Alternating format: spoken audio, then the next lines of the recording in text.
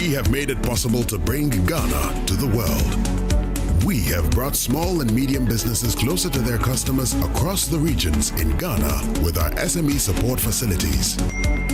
We have brought relief and smiles to the faces of families with our employee personal loans. With our cutting-edge technology and digital support, we take the burden of complex thinking off you, making life simple. That is who we are, as close as a partner. Bank of Africa. We are indeed the African bank with the global reach.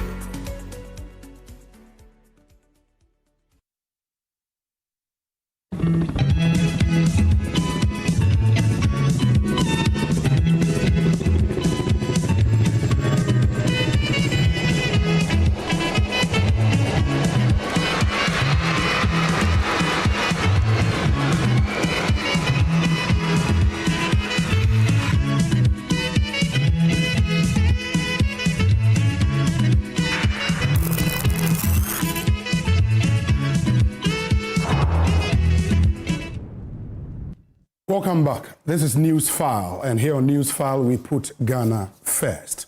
Newsfile is proudly sponsored by Bank of Africa, as strong as a group and as close as a partner. MTN, everywhere you go. Ashesi University, educating ethical and entrepreneurial leaders for Africa. Robert & Sons Optical Services, your comprehensive eye care service provider for 33 plus years. My Way. Dial *165# on MTN to join My Way today. Syntex Tank, it's strong, it's tough. Activa International Insurance, our clients, our passion. International Facilities Management Association and Safari Valley Eco Park, bringing you closer to nature. So I've been joined by my honorable gentlemen joining me in studio. We have Frederick Emisa, who is technical advisor to the Minister for Finance. Frederick, welcome. Thank you. I hope you're doing well. I'm doing well. Fantastic. Yourself? I'm doing fantastic. Excellent. And next to Frederick is my very good friend, Richard Ahiagba, who is Director of Communications for the New Patriotic Party. Richard, welcome. It will be nice to see you. Nice seeing you too. Next to Richard, we have my senior at the bar, lawyer and senior vice president of Imani Africa, lawyer Kofi Bentel. Kofi, welcome. Thank you. I hope you're doing well. Good. Yes, Fantastic. I am. Fantastic. And then Professor of Finance and Economics at the University of Ghana, Legon, Professor Godfred A. Bokwen. Prof, welcome. Thank you. Good morning. I hope you're doing well. Good morning to our cherished viewers and listeners. Yes, I'm doing well. How's the economy is doing? That's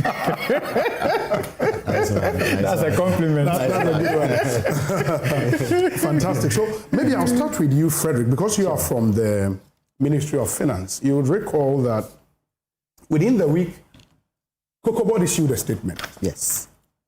And even before I ask my question, let me remind our viewers and our listeners that one more guest will be joining us via Zoom, Nana Eduna II. He is spokesperson for the Ghana Cocoa Farmers Association and also a cocoa entrepreneur. So he will join us via Zoom, as I said. Frederick, I'll come back to you. And sure. The statement was simple. It sought to compare the farm gate price in Ghana to other countries in West Africa and concluded that Ghana is paying some good cash to our cocoa farmers. I've read elsewhere and I've heard some people say, and in fact, I interviewed Dr. Randy Abe on the 4th of August when the new price was announced. And he made the point that he is expecting La Côte d'Ivoire to name their price for the 2025-2026 season. So would the statement not be premature in terms of the comparison? Thank you very much, and good morning to your listeners. I would say that to start with the price comparison, and we say this because we just want to project, or we just want to state that we are not doing badly when it comes to welfare of the cocoa farmer. I mean, the reason why these comparisons are being done is because of the idea that governments may be in a way shortchanging the cocoa farmer. But you see, before I go on for us to go into the analysis, let me just give a brief context of what the cocoa industry was when we took over and where we are taking it to vis-a-vis where we are now. Now, you will recall that, we took over a cocoa industry which was debt-ridden, a cocoa industry with its regulator in debt of over 32 billion Ghana cedis. We also were in essence, what that means is that the regulator itself was hampered in the delivery of its regulatory mandates. To the extent that we for about 30 years, we went to the international markets, syndicated markets. But for the last couple of years, we were not able to because of the nature or the state of the regulator. What it meant was that we ceded the role local players were playing, especially the local ABCs were playing, to foreigners. We were not able to raise the funding to fund them. So currently, as we speak, it is foreigners or foreign entities which play a heavy role in the transportation or in the value chain of our cocoa, which portends a danger because, one day, if they pack their bag and baggage and go, how do we manage our cocoa industry? So this was a situation we came to meet. Now, we also came to meet an FOB price, and it is the whole pricing issue that is bringing about this whole conversation. The FOB price currently announced, first of all, is a fulfillment of President Mahama's promise to give at least 70% of the international FOB price to cocoa farmers. So let's just get that President Mahama has fulfilled his promise of giving cocoa farmers 70% of the FOB price. Now, you may say 70% of the FOB price, so what? We compare that to what he inherited, where the FOB price was, if you look at the average cocoa FOB price for 2023 and even 2024, it was going for around 7,300. But government, in calculating the farm gates, the previous NPP government, calculating the farm gates, set the farm gates at 4,800. So even though the international market price was quoting on average was quoting 7,200, government then set it at 4,800, and then went on to pay farmers 3,100 of the farm gates. So if you do a bit of calculation, on the face of it, government may say that I was paying farmers, let's say 63.9%. But if you compare it with the market, government was paying just about 40% of the farm gates, compared to around 70% or 70% currently that President Mahama is paying. But that's also 70% of the FOB price. The FOB price. Mm-hmm. But our FOB price is what the international FOB price is. We have not marked it down. The average FOB price, projected FOB price, is around 7,200, which we have struck the 70% on the fully and given it to the farmer. As compared to an FOB price, which was around 7,300, a markdown was made to about 4,850, and then 63%. Yeah, but to the ordinary cocoa farmer, his interest will be in the farm gate price. At the end of the day, that's what is coming into his or her pocket. And when you look at the farm gate price and you do the comparison, you raised it by just some 4.1% as compared to the 3,100 the NPP paid. Yes, in Cedi terms. Absolutely. Absolutely. Because we pay them in Cedi. We pay them in Cedi. Mm-hmm. But I just wanted to lay the foundation that the conversation President Mahama, or the promise President Mahama gave, was in respect of the FOB price, which he has kept. That's the 70%. That's the 70%. The accusation has been made that some leading members of your party also promised farm gate price of some 6,000 Ghana. In the circumstance of that time. In the circumstance of that time. At that time, the rate at which the Cedi was being used to convert the dollar was 16. It was actually 15.5. Okay. So the rate at which it was higher. Now, we are doing about 10.25. Sure. And, we say that we want the economy to improve. The Cedi has done so well. That is why we have a lower rate now. Now, to compensate for that, that is why the 70% is so critical. It's important to say that it is an increase, albeit you may want to say that not significant, not significant. But you see, if you want to work it with the 16%, the 15.5, you will realize that, I mean, for pound, you realize that is quite a significant increase. To say that because the Cedi has appreciated and that in nominal terms, the Cedi value, the increase in the Cedi value may not be the same as the nominal terms increase of the dollar value, is to say that maybe we might as well go to bed and allow our currency or allow the macroeconomy to do whatever it wants to do. Whatever we do, something must give. But the most important thing is that President Mahama has kept his promise. Now, we are looking at the livelihood of the cocoa farmer. Yes. We are not just looking at some nominal amounts of money. We are looking at, in the midst of all this, what can the cocoa farmer do with that 51,000 per bag? Okay. Sorry, per ton. Sorry, per ton. Okay. We are looking at a cocoa farmer who now, when he goes to buy fuel, he's paying less for a liter of fuel. We are looking at a cocoa farmer, when he goes to buy a bag of maize, he's paying less for a bag of maize. When he goes to buy cooking oil, he's paying less for cooking oil. When he goes to buy rice, he's paying less for rice. So what we are saying is that... You mean now? Now. How about a bag of cement? You see, all prices may not go down the same way. But I'm telling you that major components or major things that used to determine the standard of living of the people, of the cocoa farmer and the ordinary Ghanaian has decreased, thereby improving the standard of living of the cocoa farmer in general. Now, what I'm saying is that, you see, it is important for us to put everything in context and understand that the producer price increase from $3,100 to $5,040, which is about 62%. You mean the FOB? The FOB. Yes. The FOB, which was a promise kept by President Mahama, is very significant. We shouldn't downplay that, because so within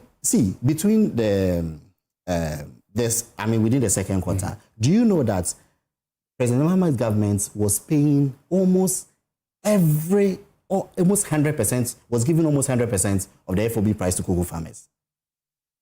Because of the performance of the Cedi? Yes, because of the performance of the Cedi. Even though the Cedi was trading around 10 points, the rate we are, President Mahama kept the rates at the 15.5 for the second half of the year, or the second quarter of the year. So literally, everything we had, we're giving it to the farmers.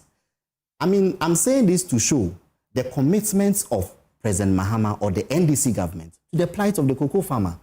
And you see, let me, I just want us, Obi, I just also... You end on that for me. I have Nana on the line. He is a cocoa farmer himself, so maybe he would appreciate some of the points you're raising. So make your final point. Yes, my final point is that in addition to this increase in both the dollar and the Cedi value or the farm gate price, President Mahama is also, we are also giving, free fertilizers, free insecticides, free spraying machines, fungicides, and free flower inducers. And we are also launching the tertiary scholarship for children of cocoa farmers. So all in all, we are seeing a significant improvement in the livelihood of the cocoa farmer, not just in nominal terms, but in real terms. Very well. Just to add that the tertiary scholarship will take effect from the 2026-2027 academic year.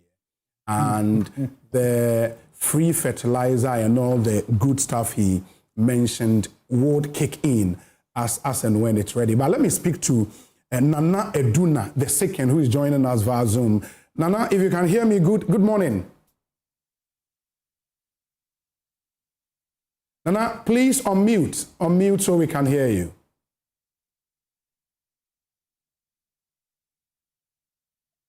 Good morning, sir. Fantastic. And greetings to your viewers and listeners. Fantastic. We are happy to have you on.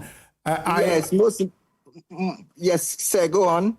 Super. I believe you heard Frederick, who is the technical advisor to the minister in charge of finance, telling us about some of the good things this government has done for cocoa farmers in terms of the percentage of the FOB they are paying to the cocoa farmer in Ghana. They've kept their promise of 70% of the FOB price. Good news, right? I laugh. Good news. Good morning and good morning to your viewers, listeners. My name is Nane Juna II, and importantly, I'm speaking from underneath a cocoa tree.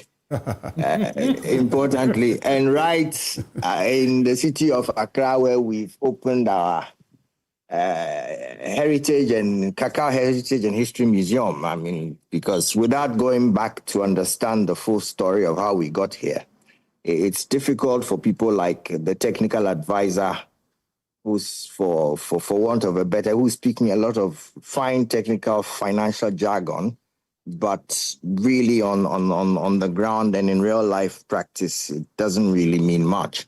Just to answer or just to respond to, first, I'd like to say that this notion of free is actually very false, because whatever that is used to run the operations of COCOBOD, to import fertilizer through procurement contracts to cronies of politicians, etc., actually comes from the deduction of the price that COCOBOD and the government sell at the London terminal market price.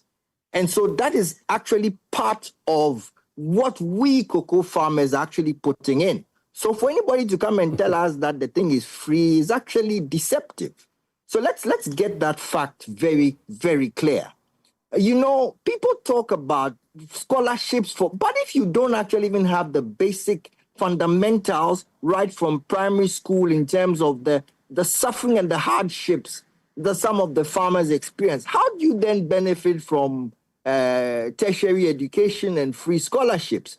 The history of a lot of these incentives of free stuff for cocoa farmers that people talk about, and let's start right from the Cocoa Marketing Board scholarship, which Kwame Nkrumah instituted, was because it was seen as an incentive to encourage or to more like supplement what cocoa farmers at the time were giving up for the development of the country. Over time, there's been a lot of abuse of these privileges and these systems, whether through cronyism, through political mismanagement, through stuff like the syndicated loan for about 32 years continuously, etc. But let me come back to a very important point. You see, to run a business, and cocoa is a business, unfortunately, currently, what's happening in Ghana is that cocoa has been lumped more, is being seen more as a political football. But running the cocoa sector is a business. And running a farm, operating a cocoa farm, is a business. None of we cocoa farmers are employed by government. Not a single one of us. We are free private entities. It is just because of the way we've structured our cocoa system from the colonial era. That is why we are stuck with, or we are hamstrung with this COCOBOD system, or this so-called statutory monopoly. But let me answer again and emphasize very importantly. Before you actually put a price to something as a business person, you have a cost of production. Yeah. A cost of production means the cost of utilization of land, how much the inputs that you cost. Importantly also, labor. The cost of labor, especially in the cocoa sectors, has increased astronomically for two factors. One, competing with galamsey or the illegal gold mining. Two, this whole entry into our system of the Okada, where the young men rather would prefer to ride bikes, than actually go and provide labor on the farms, which is paid labor anyway. Three, another factor which a lot of people don't realize, free SHS. And so the opportunity for people to be educated, fine, that's okay. But these have had significant impact on both the availability, these three things have had a significant impact on both the availability plus the cost of labor. Now, if you factor all these things, plus the fact that a lot of this so-called free stuff that they talk about, eventually one gets sold, and two, it's not even available at the right time that the inputs are needed. The third, the last most important thing is that when you look at the average age of the cocoa farmer, it's actually pushing on past 60, 65. Now, there are many very, very good reasons why we are not attracting younger people into cocoa. And it's very simple. If we are still relying on the cutlass and the hoe, which in itself is expensive because of how much can one person do, the need for a proper price to be paid such that we, the farmers, can invest in technology and simple handheld tools, simple handheld machines, etc., that are powered by lithium batteries, etc., that actually improve the efficiency. You know, so somebody So you've made some really cogent points, but government has made the argument simply that, but for the fact that the Cedi is performing so well against the dollar, maybe the farm gate price would have been bigger than what they are paying now. In the last cocoa season, the government then had a Cedi to dollar exchange of 15.5. Now they are doing 10.25.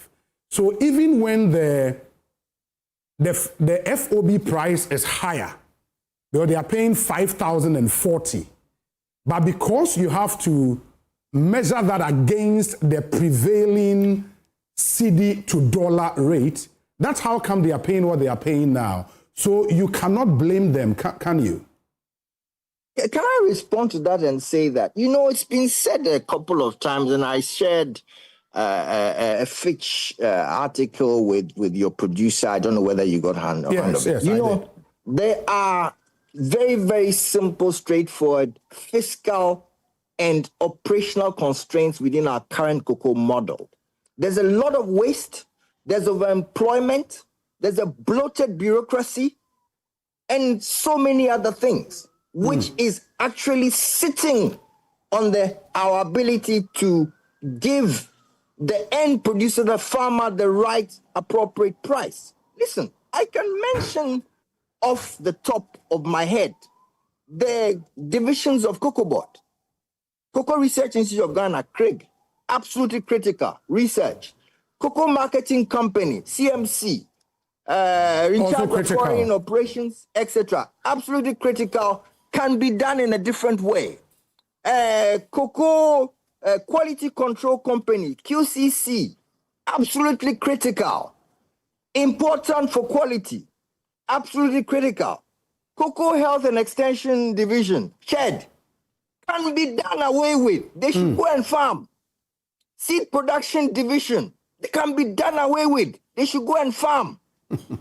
All those skills are sitting. Look, if you sent an email to COCOBOD right now, it will take you 20-something days or whatever to even even if you get a response. Really? There's such inefficiency in the system. What is public affairs? What does public affairs know about cocoa? There's so much that we can do without in this our current artificial intelligence, technology, whatever. What's all this waste for? Is it jobs for the boys or is it jobs for the girls? No, let's get serious about how we restructure and let's have an honest discussion. We cannot continue doing the same thing over and over again and expect a different outcome. You hold on for me. I'll come back to you. Just hold on for me. I'll come back to you. I think you've raised some really interesting perspectives. Richard, let me hear your opinion on this. Government has said that we are where we are because of the effective management of our forex. So now they are using 10.25. You used in the last season 15.5. And that's how come cocoa farmers are getting what they are getting now. But for the good performance of the Cedi, maybe they would be paying a little over 5,000 Ghana cedis farm gate price. That has been the argument. What do you think? The non-argument. That's deceptive. Really? It is completely deceiving farmers.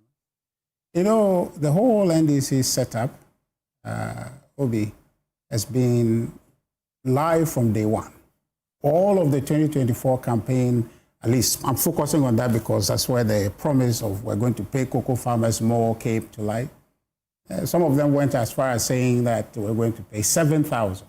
The finance minister, who you advise, campaigned in his constituency, telling people that this government, the Akufo-Addo government, was keeping their money, and that when he come, he will pay them 6,000. In fact, after January 10th or so, he had an event where he said he will pay 6,000. In fact, that gave a farmer confidence to say that what he is going to pay is good because they have struggled for years with poor pricing. It's a published document. Okay? Now, so the question is, Obi, what is all this story? President Mahama showed us how to detect if somebody is backtracking and somebody is lying from what he has said he will do, and then he's changing his position. He says that when the person begins to stammer, begin to say, then you know the person is lying. My brother here, technically based on President Mahama's definition, he's just been lying to us. And the farmer who practically was telling us says that everything he was saying is fine English. That's it. We haven't said much. Look, when they were saying they will pay 70%, if you take 70% off the price we offer, FOB, which is 49,000 or so per 48,000 per ton, 70% of that is not 6,000. But that was the impression you created. You said you were going to pay people 6,000. Now you have come to power. Now you are making argument about 70% and that is promise achieved. You didn't say that your finance minister didn't say 70%. If 70% does not equal 6,000, then you have not fulfilled your promise. No, it's 70% of the FOB, which is in dollars. Yes. So you would have to do the conversion. I agree. And then you get the farm gate price in cedis. Yes. I'm just keeping this very fundamental. You do all those calculations per bag. We're looking at a promise that says you're going to pay 6,000. Okay. And the finance minister said that without compulsion in January after he knew he was going to be finance minister. Says that he will pay 6,000. Now they are making argument about FOB exchange rate that is gone down, and so therefore wickedly that is affected them. It doesn't make any sense. Your promise is independent of whatever situation, because when you were making it, you knew the dynamics of the market will not be held constant. Well, the argument has been that they made that promise based on the prevailing conditions at the time. And I'm saying that now the conditions may have changed, especially the cedi to dollar. No problem. So the time that they were making the promise, they will pay 70%, yes, which is indicating that they would offer a better price to the farmer to win an election. Would 70% of the prevailing price then be equal to 6,000? The answer is no. The answer is no. But then they dribble farmers to believe that that's what they were coming to do. So now, if you have named the price, give the price. Otherwise, you lie to Ghanaians. They owe Ghanaians apology. Irrespective of the conditions. Nothing would suffice. They owe Ghanaians apology. He made a point about, there's a point that government kept the price, I think, second half of this year when prices were, coming down, and therefore they kept the 3,100 price, and assuming that they have given farmers 100%. That's another big lie. Look, Ivory Coast, who you always want to compare yourself to, in the second quarter, they actually increased price. They did increase. You didn't. And you held it there and say that you have done well by the farmers. You haven't. So the thing is not about speaking English about this thing. It's basic. People have produced a crop for a season. You are going to buy it. You promise you will buy it at a higher price. Now, in fact, Obi, this whole exchange rate conversation is even another fallacy. Because really, and I wonder, they announced this new price in August, right? Yes. And they used 10.25. 10.25. Okay. They used 10.25. Obi, today, what is the exchange rate? Almost hitting 11. 11. So Are they going to recalibrate it? Remember when they were in opposition, they were talking about they will do spot pricing. Okay? So is that going to feature? Because if you calculate the price now with the exchange rate now, it's going to be more than the 3,228. Yes. So is that what you're going to do, sir? But can that be done? I'm asking you this here. Are you going to do that? You want an answer? Yes. Are you going to do it? Because your target is 6,000. Your minister said it. I'm going to read it towards the end of this. He said it.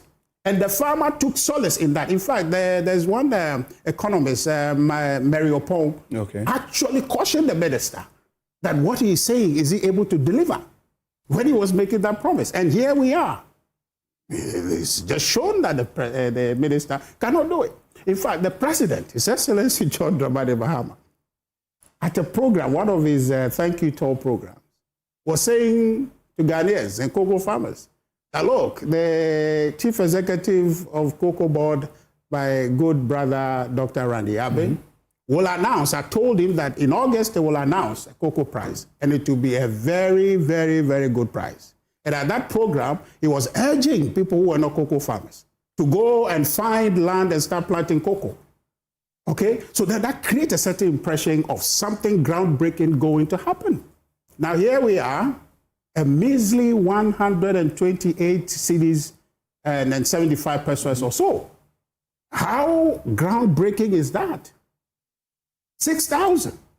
And the increase they can afford is less than 130 Ghana cedis.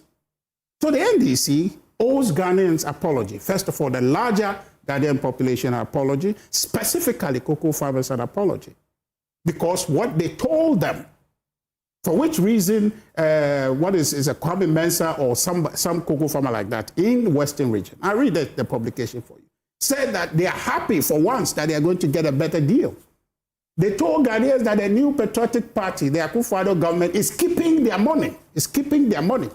Because they could pay them 6,000 and we are not paying them.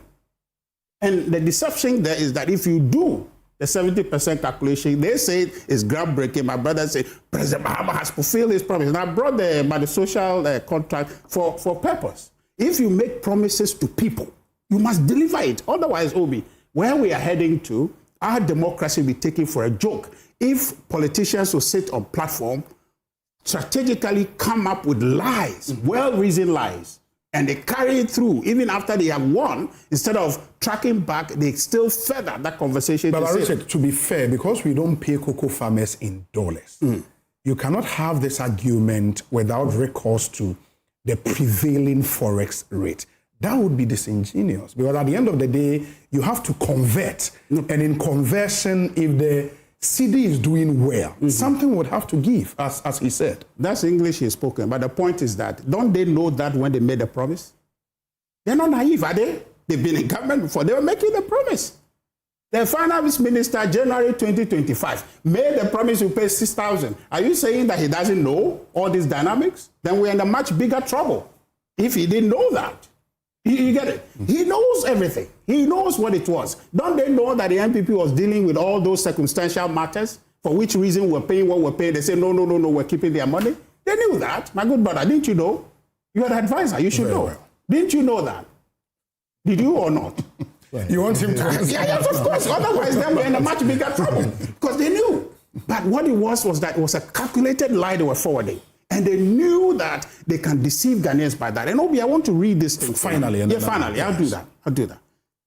Okay. This is a farmer. They say a farmer who grows cocoa. I'm just getting to the middle of the story. A farmer who grows cocoa all around farmers who grow cocoa all around the nation have expressed relief and hope. Western region farmer Kwame Mensah stated, this raise will enable us to better our farms and provide for our families after too long of struggling with poor pricing. Okay? And this is Ghana Web, okay. Yes, 10th January 2025. And there in the same thing, the economist that I referred to, Mary Opong, told the minister, and I can even read that, to say that he was saying to the minister that what he's promising The pledge is making, she's not sure he can keep that pledge. But the finance minister went full steam ahead to say that that's what he's going to deliver. Very well. Now my good brother is here, running around in circles, arguing 70% of FOB, which is not equal to 6,000, talking about every other thing that he gave almost 100% to farmers second quarter of the year, which is not close, which is not 6,000. So the question I am asking is that what has happened to your promise to pay 6,000? Very well. Frederick, hold on for me. I'll come back to you. Let me go to lawyer Kofi Bentel. Kofi, so you heard the spokesperson of the cocoa farmers, and essentially he thinks the bureaucracy managing cocoa in Ghana is too huge. Mm-hmm. And that's how come they are not getting the full benefit of their toil as cocoa farmers. You agree? Absolutely correct. Indeed, he's not the first person who has said it. We have said it in the money many times in the past. We've said, from first principles, do we need COCOBOD? Why was COCOBOD created? When it was created, the idea was COCOBOD will be a help to farmers by doing things for them that they couldn't do for themselves, because the idea was that they were not organized. So it was mobilizing help to farmers. And the way to deal with that was, okay, mobilize the cocoa, sell it, take a bit of it, and for instance, do mass spraying, do all those things. That was the original idea. And from when Independence and we set it up and we were working, it was good. It helped farmers and it helped the country. It mobilized for the country. Because you had some people who were thinking about farmers and thinking about bettering their lot. An important point about Nana, who just spoke. Yeah. That man you just saw is the potential future of the cocoa industry. If we abolish COCOBOD, we have said over the years, you can check, that as we speak, and from an Imani point of view, per analysis, from a first principles point of view, COCOBOD is a net negative to this country. Yes. If COCOBOD did not exist, the gentleman who just spoke and people like him can organize better, export their cocoa, make better prices. Today, even today, with the promises from the politicians, they are promising to pay them 70%. That's a 30% tax. We have said also in the past, fortunately I have Prof. Bopin here, he's a fellow and he will do the economic numbers. We have said in the past that cocoa farmers in this country are amongst the most taxed. How do you tax poor people to that extent? And for what? It is Prof. Bopin who said that the COCOBOD has more V8 than cocoa beans. And he's right. And I'm saying, look, as we speak, you have that huge behemoth, that huge organization. It is just making people rich and farmers poor. And today, as we speak, COCOBOD is a net negative to the average farmer and a net negative to this economy. Look at the debt hanging on them. Who do you think is going to pay that? That is impacting our city. All of us are paying for that. When you start doing the analysis, you realize that we've treated COCOBOD like we've treated every other, state entity. Good ideas, and then you put people there, and it simply makes people rich and makes the country poor. COCOBOD is in the same league as other entities like Tamale Refinery. Same story. Great ideas should have been, a positive on our economy. It starts just leaking off the economy, and then individuals are getting rich. Busts. But would that mean we should scrap COCOBOD completely? Yes.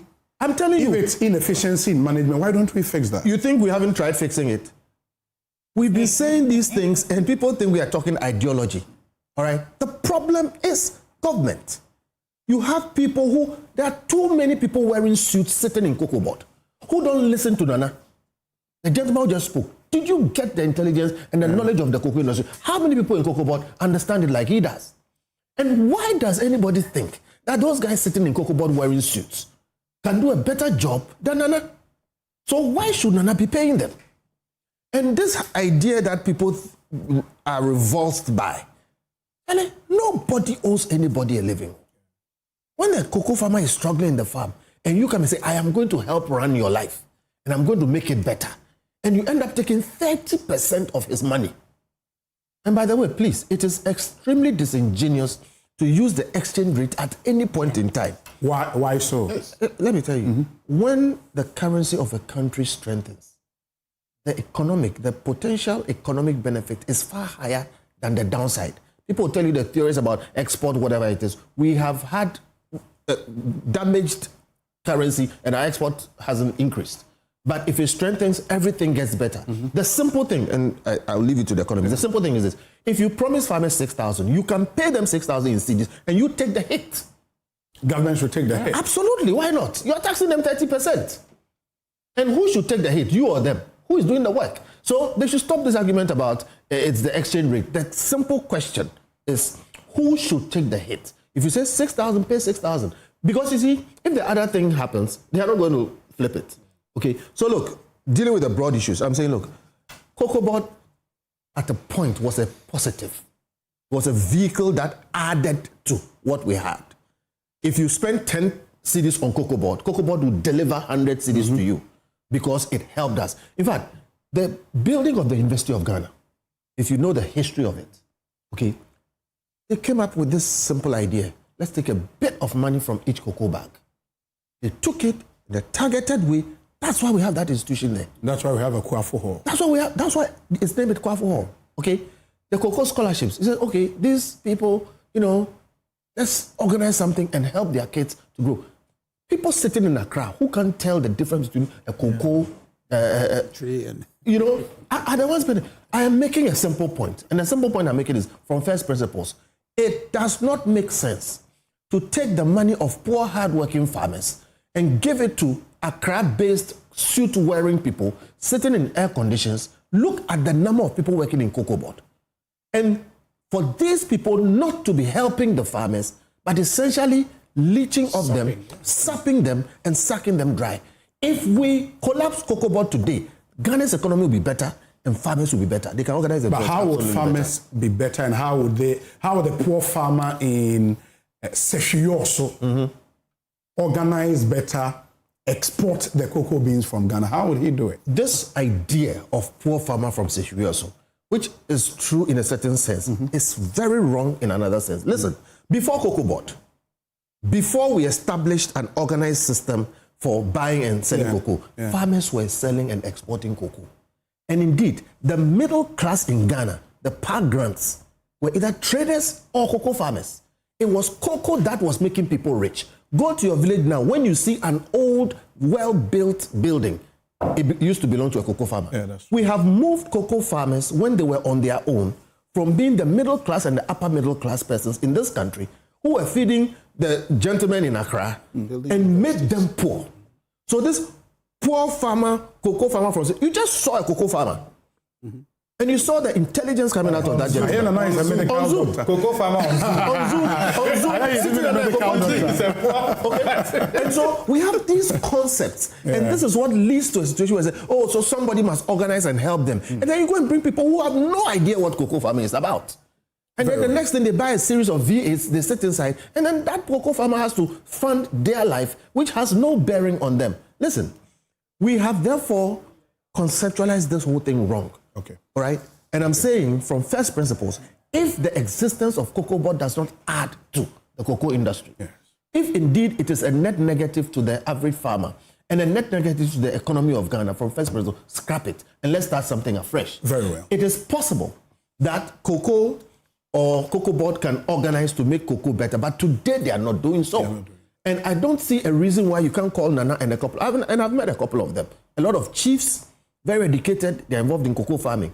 We have a situation today, let me tell you for a fact, the analysis shows that in the next 30 years, if we don't stop Galamsey, cocoa farming cannot compete against Galamsey. The economics is just not there. So we will lose our cocoa farms to Galamsey. So we really need to sit up and decide what we're going to do about cocoa industry. And COCOBOD is the problem, not the solution. Thank you. I'll bring Prof in, but and Prof, I would refer you to an article by Dennis Asari. Dennis is a senior research fellow, associate actually at Imani Africa. And he writes a very interesting article titled "Sweet Prices, Bitter Livelihood: The Reality of the Ghanaian Cocoa Farmer."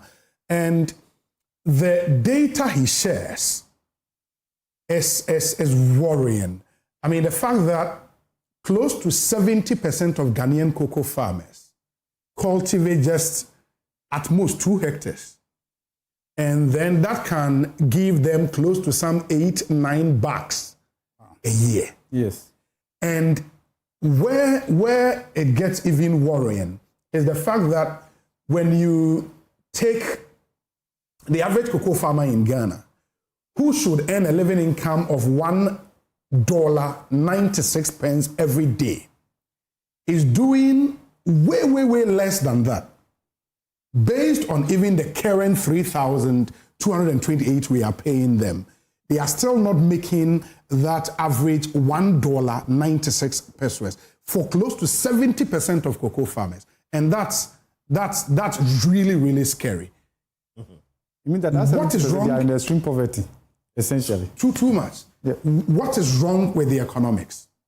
Okay, thank you very much, and good morning to our cherished listeners. And my big boss is here, so I was wondering, like, he has taken all the points out of. There's enough for you to talk about. Okay, thank you very much. So I agree with Kofi largely. Look, the pricing regime, the management structure has only left the cocoa farmer poorer. Let me take you a little back into history. When colonization changed our economic model from food dependency to cash crops, cocoa farmers were the ultimate beneficiaries. They were the richest. Yes. They were the richest. They were the richest. When we took over, when fellow Ghanaians took over, I hope you understand that. I get you. This is the results. My father was a cocoa farmer. I mean, and we talk about cocoa scholarships. Yeah. Maybe COCOBOD should do the analysis and tell us over the years how many cocoa farmers' children have truly benefited from the administration of cocoa scholarship and all of that over the years. Look, you just have to go to the villages and see what cocoa farmers are going through. But you see, if you look at what we are talking about right now, it's years of neglect. Sure. So we are putting all the blame now on the current administration. Look, I don't want to go into the politics of it. And if you are talking about apology, both the NPP and DC, they owe Ghanaians apology. Big time. I won't go into the details of all of that, but I'm going to talk about just 3 things that have heightened this discussion. 1, exchange rates. The aggressive strengthening of the currency has more or less has its own negative effects. Yeah. Okay, so if we're using the exchange rate of, let's say, last year at this price, dollar price, you will see that the discussion would have changed and all of that. And it was a bit interesting when the minister actually quoted the new cocoa price in USD, because that is a story worth telling. Yeah. But if you translate it to Cedis, then I hope you understand that. So that was, I would say, a smart one there, right, and all of that. But it's not only that cocoa farmers are the highest paying taxed. There's another way that we also cheat the cocoa farmer through lower exchange rate. Okay. So here you are saying that you are passing on, or you are retaining 30% of the FOB. But then the exchange rate you use over a period end up also not passing on the gains to the farmer. So for instance, we do our calculation, okay, we are using 10.25 and all of that, but really, if you check the real exchange rate or what is in the market today is higher than that. Over a long period until the next pricing window, the farmer doesn't really get all of this. So it's not just the 30% we are holding, but because we are also using a lower exchange rate, okay, in converting the USD to cedis, again, it affects the farmer. You recall 2012, 13 thereabout, there was an interesting discussion between COCOBOD and Bank of Ghana. Yeah. Okay, where Bank of Ghana was using a lower exchange rate to buy the cocoa proceeds, and they were reversing it in the market and opening, and they were making profit and all of that. So, look, we've adopted all kinds of, look, when we say we are smart, all that it means, let's cheat fellow Ghanaians. Let's adopt this, and then Kofi has also spoken about the inefficiencies of COCOBOD. Look, it's not just COCOBOD. If you check our state-owned enterprises, please, it's hurting to look at even the losses from there that the ultimate taxpayer has to come and assume. Let's go back. 2025 budget. In fact, not just 2025. You can check 2023, 2024. But I'm talking about 2025 budget. We have an allocation of 33.6 billion Ghana cedis that we call other expenditure. Please, what is this other expenditure? I hope you understand that. Essentially to cover for the inefficiencies of state-owned enterprises. To private pockets. We are covering for their inefficiencies largely. So the question is, if we were to run our state-owned enterprises efficiently, we could be making savings. This could have gone into maybe critical infrastructure or something like that. But I also see, look, I mean, let's be fair here. I see a certain genuine effort on the part of government to meet cocoa farmers halfway. I mean, we can't take that away from them. Look, if you...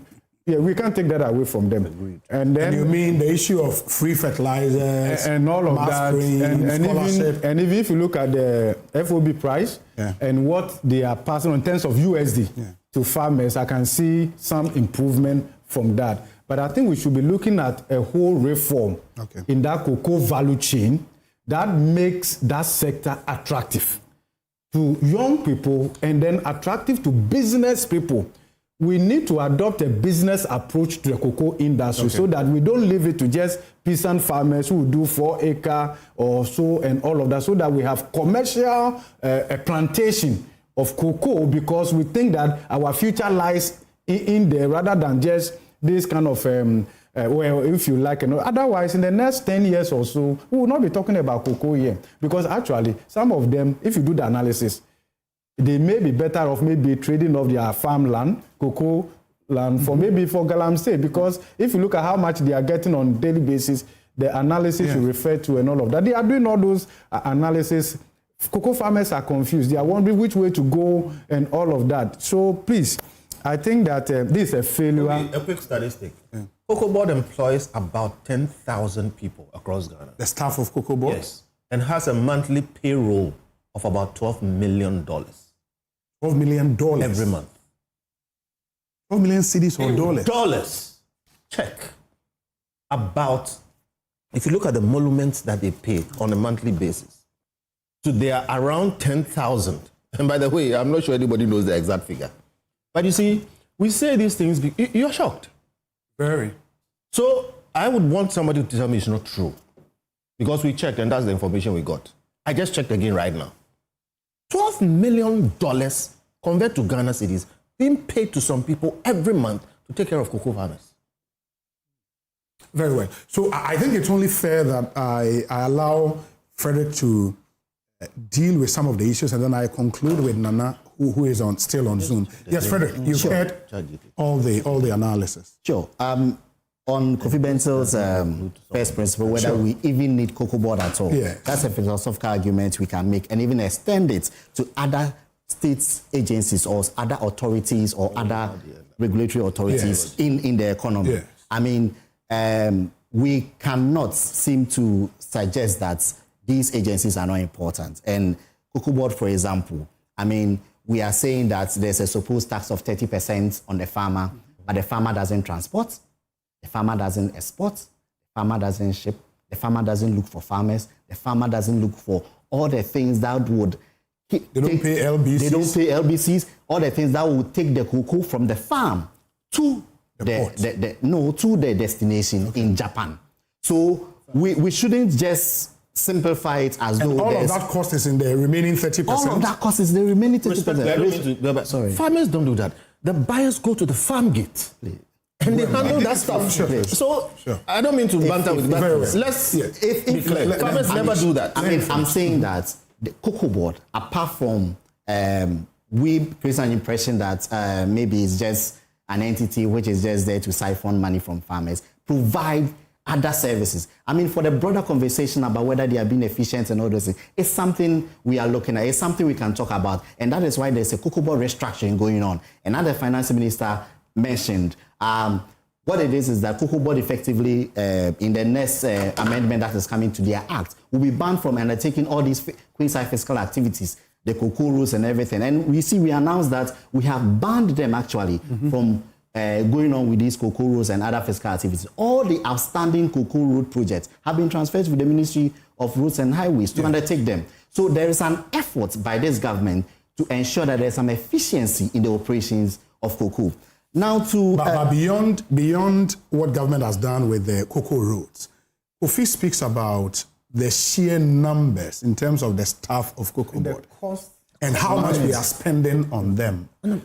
Proper reform should look at that as well. No? Excellent. So that's why there is an overall restructuring going on. And the economy, my other economists will tell you that apart from providing or ensuring efficient markets, entities are also they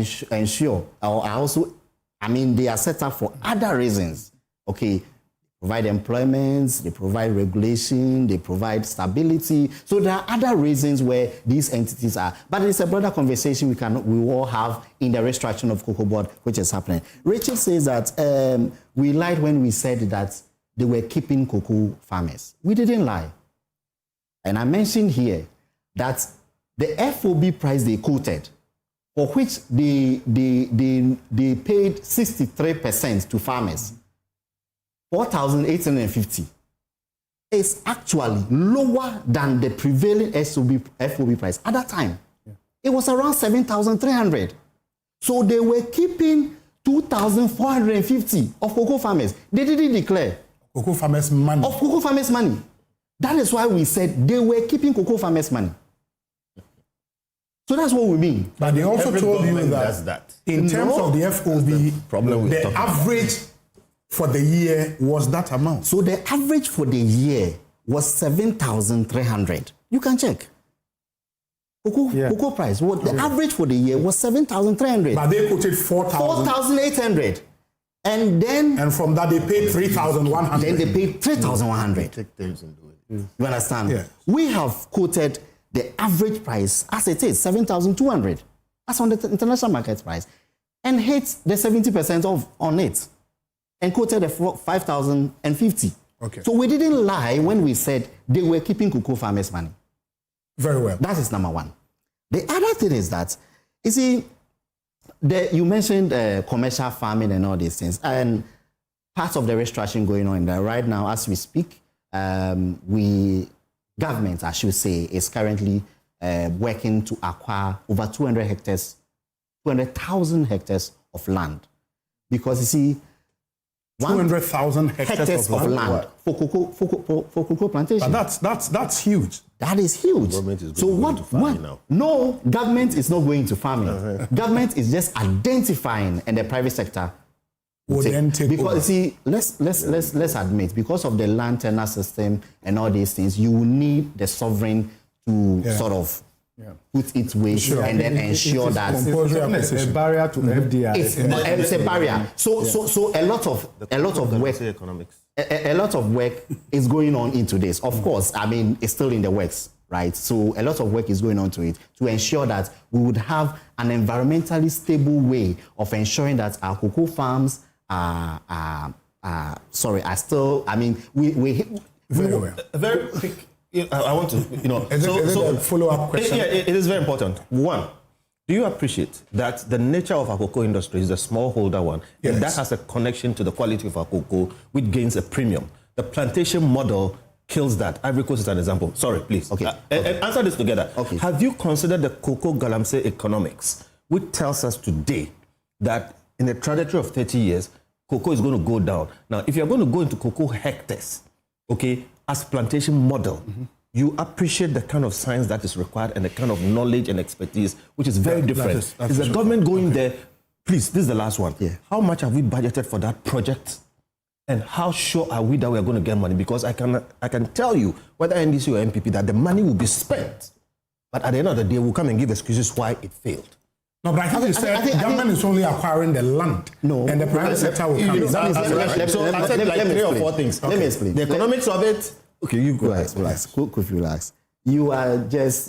We are just serving the soup. You are drinking the food. You are drinking the soup. Relax.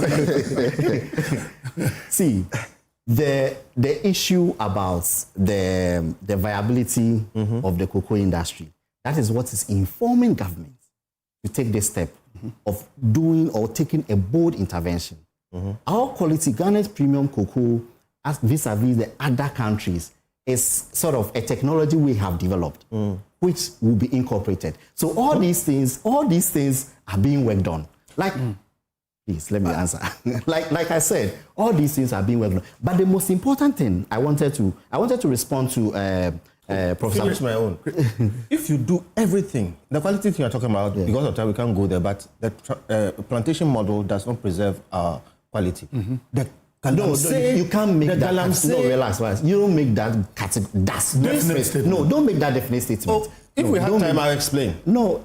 The way we dry the cocoa, the way our farmers use the smallholder system and their families to dry their cocoa. Dry it. You can't get that. So the plantation model can't do that. So what makes you think and that? it affects the quality. What makes you think that the plantation model cannot dry the cocoa like we are drying Because that? Ivory Coast has done that. What makes you think that we'll do the same plantation like Ivory Coast is doing? Oh, so you're going to do something? Somebody has done it next door, and you think you're going to? No, okay, so relax. It's still in the works. It's still in the works. That's what I'm saying. You see,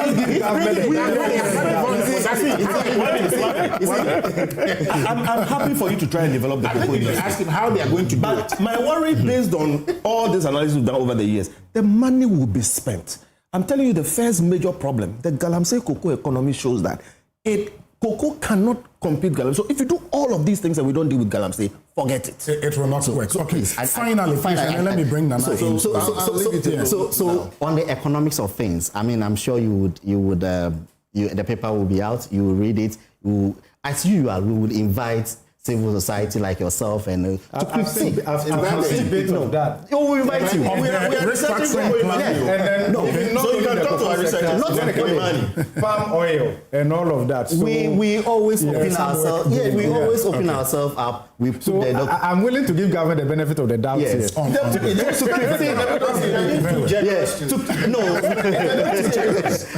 critique whatever policy we are bringing to ensure that. But what I'm saying, the point or the crux of my argument is that there is an effort to restructure the cocoa sector and reduce or eliminate the inefficiencies therein.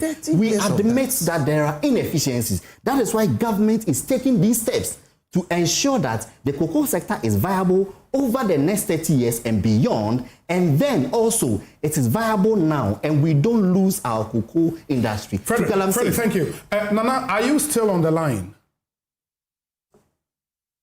Okay, I hear Nana will be rejoining any moment from now. I just wanted to find out. Nana, are you on now?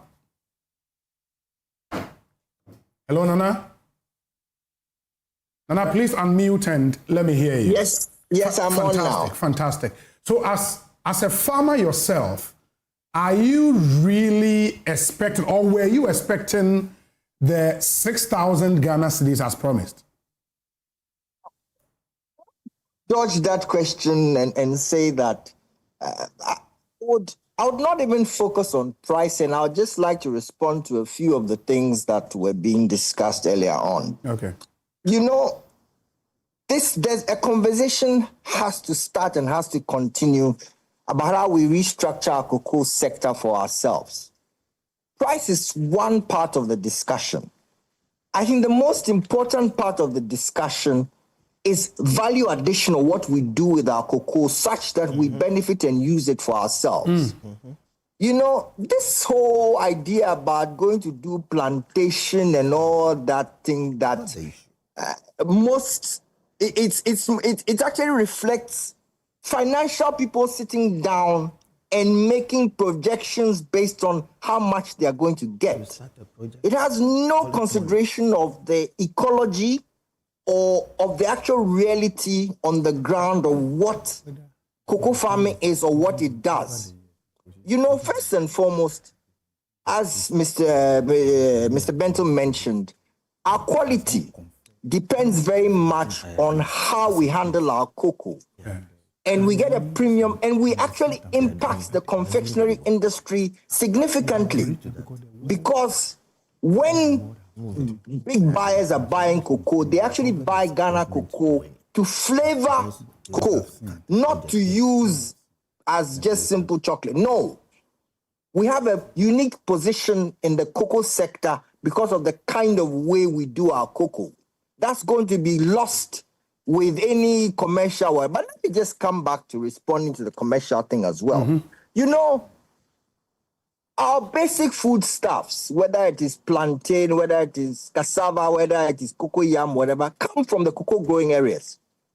Plus our wood stocks, which we've lost a lot of, emery, ofram, mahogany, whatever. So, look, cocoa is a mid-level forest crop. Cocoa is not a monocrop. So anybody who talks about plantations is actually saying we are going to do reforestation. Because without a forest, you cannot grow cocoa productively, properly, and to make a profit out of it. You can invest whatever technology, and I can tell you straightforward, what COCOBOD will try and do is to contract out lands to Olam, to Cargill, to those big players that have the money and technology to put in irrigation and whatever. What are you saying to we smallholder farmers? Are you now coming to compete against us? Is that what you are suggesting? So what would you rather government had done? We are saying that we as a farmers, we are coming up with a Farmers Front, a United Farmers Board. Okay. You know, it's high time that we took more control exactly of what we have. You know, because, for example, myself, and again, just looking historically at how we have evolved. Look, a lot of the actual people who are doing cocoa farming right now, are not the landowners. We have a landowner-tenant system. And I'm a landowner in addition to being a farmer. Okay. You know, when you make the thing attractive, then you can do reinvestment. I'm able to do certain reinvestments because I add value. I process and I do different things with my cocoa. Plus, I run a cocoa ecotourism business, which brings in revenue. So I'm able to invest in simple things like handheld machines in our aboboya, etc. I'm able to give certain incentives to my farmers that I work with, such that I'm productive and professional. You know, until we start looking at this, rather than, I'm sorry, and I'm very amused at the way the politicians there are attacking each other and creating their own mini program, while we, the business and professional independent people, are talking about cocoa as a business. Until we start to do actual costing and revenue appropriation, plus run the thing as a business, this whole thing about telling me that you're going to give me 6,000 or 10,000, meanwhile it doesn't cover my cost of production, plus you are now telling me you're going to give me free stuff, meanwhile it is stuff that you're actually taking from me. It's completely unfair and unrealistic. So let us have a genuine conversation. You know, and again, just to end on my note, you know, I attended an event yesterday and I just want to show it. Ghana to the world. This is about a restaurant owner who is actually in the US, who's actually doing food and etc. and doing simple stuff which he's actually trying to involve the use of cocoa differently, etc. We've got to start utilizing the thing ourselves first and foremost. And two, we've got to start looking at how we restructure and do things differently, whether it is a commodities exchange that we have in the West African sub-region, which is something the ICCU are looking at, whether we look at the independent model like the Ethiopians have done with their coffee, etc. There are ways in which we can do things differently. But sorry, to continue doing the same thing over and over again and expect a different outcome is being foolish. And I'm sorry, this whole idea about this talk about plantation, whatever, is almost like you are telling us and rubbing it on our nose that after messing up and cheating us, etc., you are now going to bring some foreign players to come and run our systems. No, it's not acceptable. Very well. Nana, we are grateful. Thank you so much for the insight you've shared with us. would have to make progress. Thank you. Nana is spokesperson for the Cocoa Farmers Association. Yes, Richard, a minute, and then I'll go for a break. You know, Obi, respectfully, I want to disagree with Prof. When he says, I think he's been very generous, overly generous to this government. You see, when he says that both parties owe Ghanaians apology, it's not true. The NDC owe the cocoa farmer an apology for lying that they will pay them 6,000 and they are not paying them. The exchange rate conversation Prof raised also, if we use even the 15.5, okay, that we use to calculate the 3,100, even if you use that, they won't get the 6,000 they were promised. So that's a complete lie, a criminal lie. They lied to the Ghanaians. So the question of my brother saying that, again, that they are providing what do you call free fertilizer and all those things, those are not new, right? Even under us, we went a step further. And you did 50%. Exactly. So farmers paid part in the government, but they are doing it free. Here is an additional, which is not going to be free anyway. The point we are making is that, look, even under us, you know about the living income differential. Sure. Per ton, $400 was earned for the farmer, okay? In addition to that, you remember the cocoa rehabilitation program that was done? Over $200 million was allocated. The AFDB loan. Exactly. To rehabilitate farms, for cocoa farmers. Cut down the trees. What happened to the farms? What the farms have aged. Hold the farms have aged. Where are the farms? I don't think where are the farms you planted? No problem. Where are the farms you planted? You are sitting in Accra, where the farms planted. You just hold on. It's now. Guys, one at a time, please. One at a time, please. One at a time. So, Obi, whilst we were doing that, the farms were supposed to lead to increase in production. You have been interrupted minutes ago. The monies were just squandered. It's okay. So you are saying what I'm saying. Spending Let me hear Richard and then we'll go and come back. So whilst that was happening, the cocoa farmer was paid per hectare 1,000 Ghana cedis to support. So that was done. The idea that you were saying that where are the farms? That one, I can't answer that for you here. It is in the annual production that you inherited. Hold on, let me just conclude for you. So the truth of the matter is that, Obi. 15 seconds. Yes, the truth of the matter is that the NDC lied to Ghanaians. This conversation about the inefficiency of COCOBOD, that is well noted. But you see, my brother saying it is very rich, that they are going to deal with inefficiency by earning some lands and allocating and all that. The last time we heard the finance minister talk about inefficiency and how he's not going to tolerate it was in the case of ECG, right? That he will not compensate ECG's inefficiency by raising tariff. But what happened? He went ahead and passed Richard, the devil. I would have to go and come back. That is the issue. Listen, that is the issue. All the credit, you must apologize. All the credit. This is what people should take away. At the end of this month, COCOBOD will pay $12 million to 10,000 people to try and manage cocoa. They've been doing that for 30 years, and cocoa is going down. They can save that money. Thank you. We'll pause here for a short break. When we come back, we'll deal with the Bank of Ghana and then GTech after the short break. Stay with us.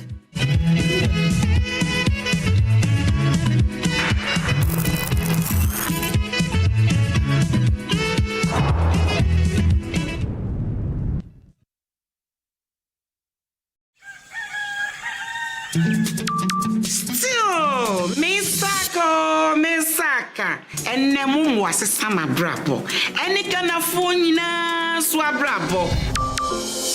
Misaka pensions, Carol. Misaka order Sika. Misaka insurance.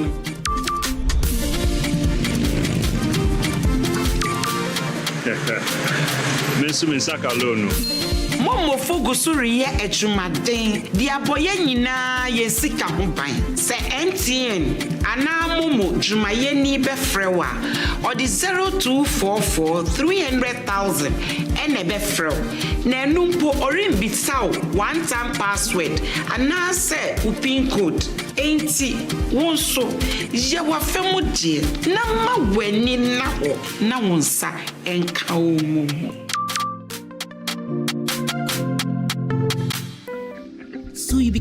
tomorrow. Grandma, please don't go to any trouble for me. I won't.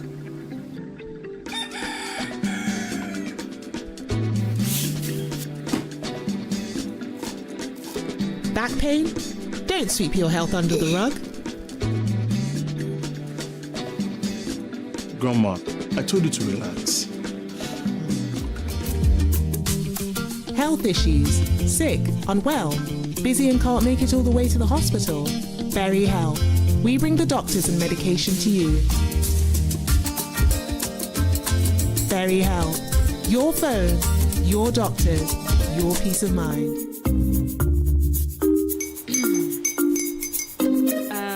Kwame and his uncle are almost here. Wait a minute. This one too, your friend Kwame. Wait, Kwame. As in the same Kwame again? Yes, Mommy. I'm the second coming. Into all this tension just to reintroduce that broke boy from Kaswa. Why would you deceive the family like this again? Now I understand the whole delay. Troll from Kaswa. Why wouldn't he be late? Or being late? Of course.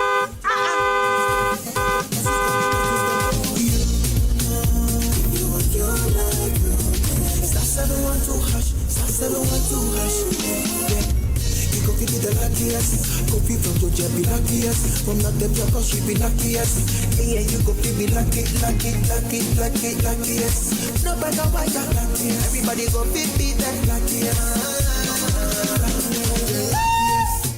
That's Kwame! Send your God up boom. If you put it toye, so would the coming of the Son of Man be. Hey! Is that his car? Everywhere. Dial star 712#. Choose your ticket. Enter your lucky number. Follow the prompts and let destiny handle the rest. This promotion is regulated by the NLA on the Caritas platform. Hi, now let me share my wildlife experience with you at Safari Valley Eco Park. Welcome to Safari Valley Eco Park. Our electric shuttle pulled up and in no time our tour began. We were surrounded by wildlife from the moment we entered the eco park. We were greeted by experienced tour guides who took us through orientation and how to better enjoy the experience. Watch these animals roam freely in their natural habitat undisturbed by our presence. We saw zebras, sable antelope, brown cranes, mara, silky chicken, nyalas, Shetland ponies, and so many animals I just couldn't keep up. Our tour guides taught us so much about the wildlife, their behavior, and how to interact with them. I even fed them. We also went fishing on a man-made canal. Then we took a break to have lunch in this serene environment. All this amazing experience for this price for adults? This price for teenagers. It's a bargain. As the sun began to set, it was time to go back home, but not before dinner by the campfire. It's been a thrill of a lifetime, and I can't wait till my next visit. Safari Valley Eco Park, bringing you closer to nature. In every home where love grows, we're powering the moments that matter. Lighting up memories that last a lifetime. Tropical Cable, wired for Ghana. Tropical Cable, top pop-up record. Cadbury Hot Chocolate. Crafted from cocoa, milk, and sugar. Creamy, chocolatey, frothy goodness, rich taste, so satisfying. Cadbury goodness, the treats you deserve every day. Join us for the 4th Made in Ghana Bazaar by the Ministry of Foreign Affairs with its stakeholders at the Accra International Conference Center. 5th to 7 September, 9 a.m. to 7:30 p.m. daily. Themed, Championing Economic Diplomacy, Connecting Producers, Markets and Opportunities. Exhibitors include Ghanaian businesses and embassies. The bazaar promotes Ghana's products abroad and fosters international trade. Enjoy Latif Abubakar's Ghana Must Go and other vibrant entertainers plus free entry. Sponsors Ghana Exim Bank, GNPC Green Opal Properties, Zonda Tech Ghana, Ghana Export Promotion Authority, GRA, Free Zones Authority, Ghana Shippers Authority, Opsol Consult, We Shop Africa and B5 Plus. Beverage partner Twillium Industries, clothing partners ATL and Wooden, official media partners GBC, Multimedia and SP Agency. The 4th Made in Ghana Bazaar at AICC, 5th to 7 September. Connect and promote Ghana's goods to the world.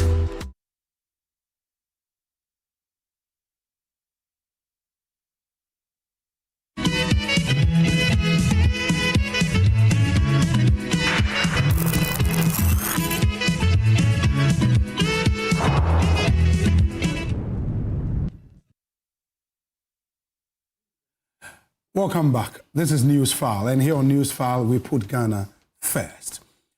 So we just dealt with the issues of COCOBOD, cocoa pricing, and all of that, but some few messages, and then we move on to the other issues. This one from Abuaje Buampong, watching us in Takrady, says, Obi, the whole structure of COCOBOD is the problem.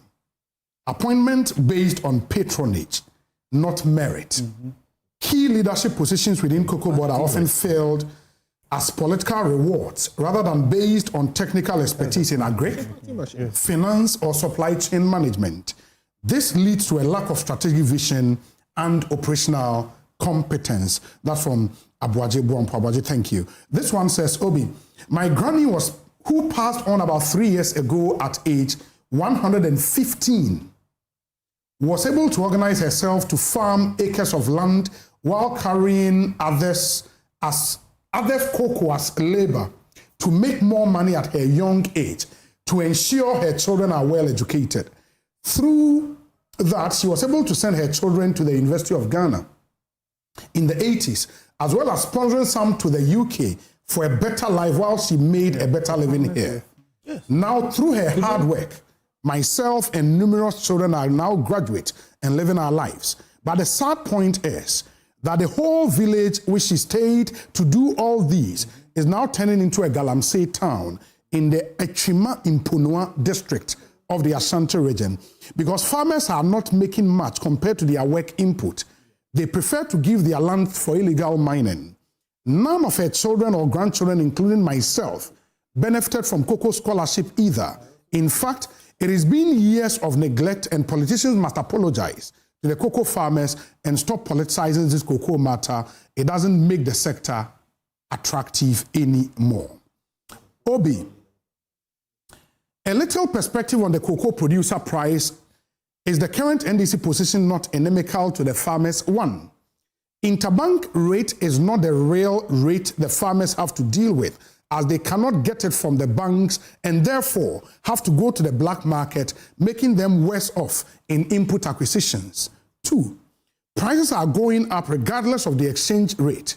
And so pegging the price to the exchange rate does not improve their lot, as they have to go to the market. As they have to go to the market to buy with calibrated rates against real prices of goods and services. And listening to the farmer, how do you compete for labor with the alternative of Galamsey, where they get higher real wages per their effort? Steve here in Accra with this one. Quite a number of your messages, but this one says, COCOBOD is of little use in its current form, Obi. With my grandfather and uncles as cocoa farmers, couldn't access cocoa scholarship for my secondary school education. Yet my schoolmates from Tafo and Bumso, whose parents and grandparents had no trace to cocoa farming, came to school with cocoa scholarship. It's a rip-off to farmers, simple and short. This one says, Obi, fantastic show. Our farmers are burdened with heavy taxes, unbelievable cement and building material costs, and cannot even afford basic tools like cutlasses and input. Is this not clear deception? Our farmers deserve truth, fairness, and dignity, but not excuses. Gusty man all the way from Brekum. So let me pause and let's move on to the next issue because of time. The Bank of Ghana came out with a statement this week, and I'll read for those who may not have heard. It says foreign currency cash payments to large corporates. The Bank of Ghana has observed with concern the growing practice of foreign currency cash withdrawals by large corporates. Example, bulk oil distribution companies, mining companies, and other similar actors that are not directly funded by prior foreign currency cash deposits. This practice exerts avoidable pressure on the foreign exchange market and undermines efforts to ensure stability. Accordingly, with immediate effect, all banks are directed to discontinue the payment of foreign currency to large corporates unless such transactions are fully supported by equivalent foreign currency cash deposits lodged by the same institution. Banks must retain proper documentation to confirm the source of funds for every payout. The Bank of Ghana remains committed to supporting the operations of large corporates, recognizing their critical role in sustaining petroleum supply, mineral export, and other essential sectors of Ghana's economy. To this end, the bank, in partnership with the government, has put in place mechanisms to supply and provide foreign exchange liquidity to meet legitimate import obligations of large corporates. These measures are designed to safeguard market stability while ensuring that vital supply chains remain uninterrupted. We expect all banks to comply strictly with this directive and to cooperate fully with the Bank of Ghana in ensuring that available foreign exchange resources are applied efficiently and transparently. Non-compliance will attract appropriate regulatory sanctions. Relevant industry associations are kindly requested to bring this notice to the attention of their members and ensure their adherence. This is signed by Amy V. Kwashi for the Secretary to the Board. So that's the statement from the Bank of Ghana. Prof, I'll start this with you. What's your understanding of what the BOG wants to do with this? Good. I'm yet to understand it. We need the professor to explain. Forgive me, and Ghanaians should forgive me. I'm yet to fully understand all of this. From March thereabouts, when we saw this aggressive strengthening of the currency, we felt that we needed to stabilize much early and conserve FX for stability. Because the economy's own FX absorption was low at that time. And therefore, with time, demand will pick up. Yes. When demand picks up, in response to government's own economic reform, we are talking about business inputs that are largely imported, denominated in foreign currency. There will be pressure. And we only have a limited amount of FX and all of that. So to a large extent, yes, we are not saying Bank of Ghana should not intervene in the market. Is that okay? Yeah. If the volatility is just too wide and all, but the excessive intervention may create an exchange rate that will not crowd in FX, but it would rather crowd out the FX from the former system. Yeah, crowd out. This was what. So I believe that we are at the point where we have an exchange rate that perhaps the market does not think that is a true reflection of what it should, and therefore the crowding in is not happening the way it should. How people will respond to some of these things, you may not have control. We had feared that this may impact remittances. And then you can see the data that remittances have dropped by almost 50%. It's not just that the FX that has gone down. What it means is that projects probably are going to be put on pause and all of that. And remittances support the critical sector of this economy. Yeah. I mean, the real sector, whether some are into farming, all kinds of things and all of that. So really, Bank of Ghana, I think they should take another look at this. At this directive. This directive.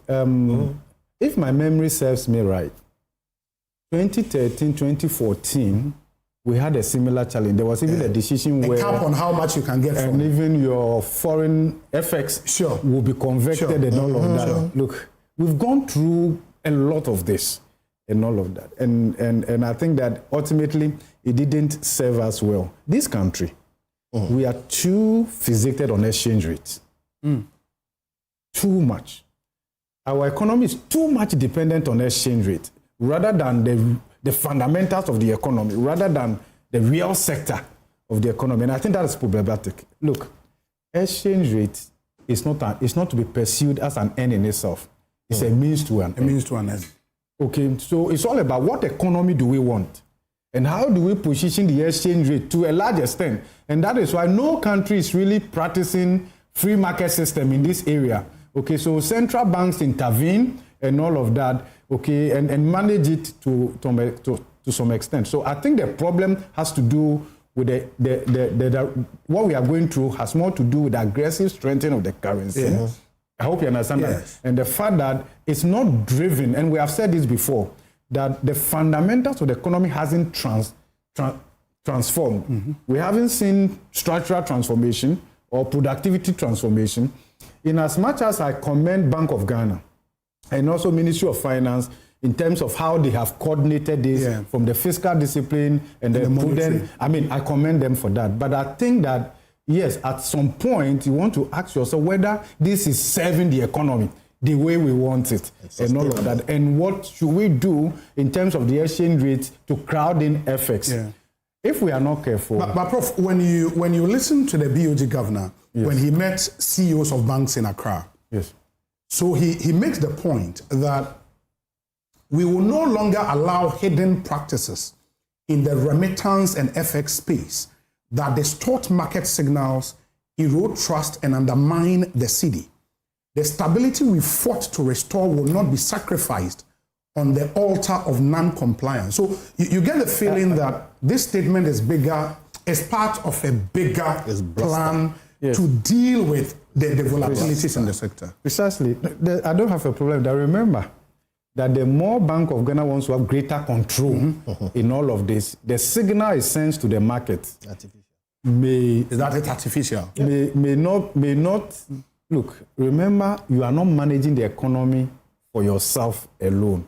There are multiple stakeholders and all of that, and they are all looking at the interpretation and how they will react and all of that. Right now, if you look at the divergence between the interbank rate at the retail level, the Forex Bureau, and then maybe the black market, you can see some divergence. If people have the impression that the true exchange rate is not the one, it's going to be difficult for them to trade their FX and all of that. So I think we should look at the exchange rate at some point. But what is wrong with the directive to the banks? What is wrong with it? That they should not pay out huge FX to corporates who have not gotten prior deposits. Yeah, so where would they go and get the deposit from? Are they doing legitimate business? Do they have documentation to back the demand for the FX and all of that? Remember, Bank of Ghana and the role of reserves is to also backstop transactions. Is that okay? So that the obligation is not totally on, let's say, the importer or the business to say that I must have the FX at all costs before I can do this import and all of that. And that is why we use our reserves in measuring how competitive we are, credit-worthy in terms of trade. So we have a number of months of import cover. We use that because all of that gives confidence to people we trade with outside in shipping goods to us even before the payment is made. And when for instance, this phone is not manufactured in Ghana. If I buy this phone from a shop in Ghana and I pay for it in cedis, actually payment has not taken place because the manufacturer of this phone doesn't take cedis. Until the dollar equivalent of that cedis I paid is transferred out of this country. That's when payment has taken place. And here Bank of Ghana plays a strong role in all of that. So I think the more we do this, my fear is that things that must be solved by the forces of demand and supply, don't use regulation forcefully. Okay, if you use regulations forcefully to solve that which must be resolved by the forces of demand and supply and all of that, which again would impact the exchange rate, then in the medium to the long term, you are creating a bigger problem for the economy and all of that. And I was looking at again the conversation between the BOG governor and the bank CEOs. He makes the point that to enhance oversight, banks and remittance partners must provide weekly inward remittance reports, including transaction level data and FX credit, giving the central bank timely visibility and into remittance flow. So if we all agree that remittance is such a key thing for us as a country, and we've had issue with remittance flow because of the cedi's performance, then the Bank of Ghana should be concerned and should be seen taking some of these initiatives they are taking. To what effect? To what effect? And please, let's keep harping this point. A strong cedi is better than a weak cedi. Sure. We have just been used to the cedi sliding, so everybody has adjusted to that. So immediately, it kind of tries to shift in the opposite direction, strengthening. people have to readjust, and they are complaining or speaking as if a strong cedi is not good. A strong cedi is very good. I commend the bank and the government for strengthening the cedi. What they have to do is stabilize it further. Yeah. Okay, remittances will find their level. Now, what the governor is saying is as if to say Bank of Ghana can legislate, they can regulate, they can, by their powers, okay, control the forex market, generally speaking, and for that matter, its effect on the cedi dollar thing. Relationship. Let me make this point. Again, because we don't have too much, we can't explain everything, but here's the point. The laws of economics are laws of nature. Okay? Economics is stronger than law and is stronger than regulation. Demand and supply cannot be legislated.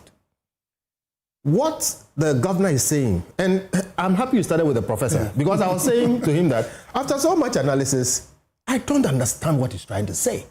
And if we had time to explain it, you would get what you say about using the mobile phone. Yeah. My inputs are in dollars. When I finish, for the sake of investment in this country, for the sake of the fact that people have to bring in their money, etc., we guarantee that they can expatriate, their profits and whatever it is. He collects money in cedis. And it is not against the law for him to try and pay back, where banks have nostro accounts and whatever. The system is set up to do that. Yeah. Now, Bank of Ghana's role is actually to facilitate that, except there is some unlawful business going on, whatever it is.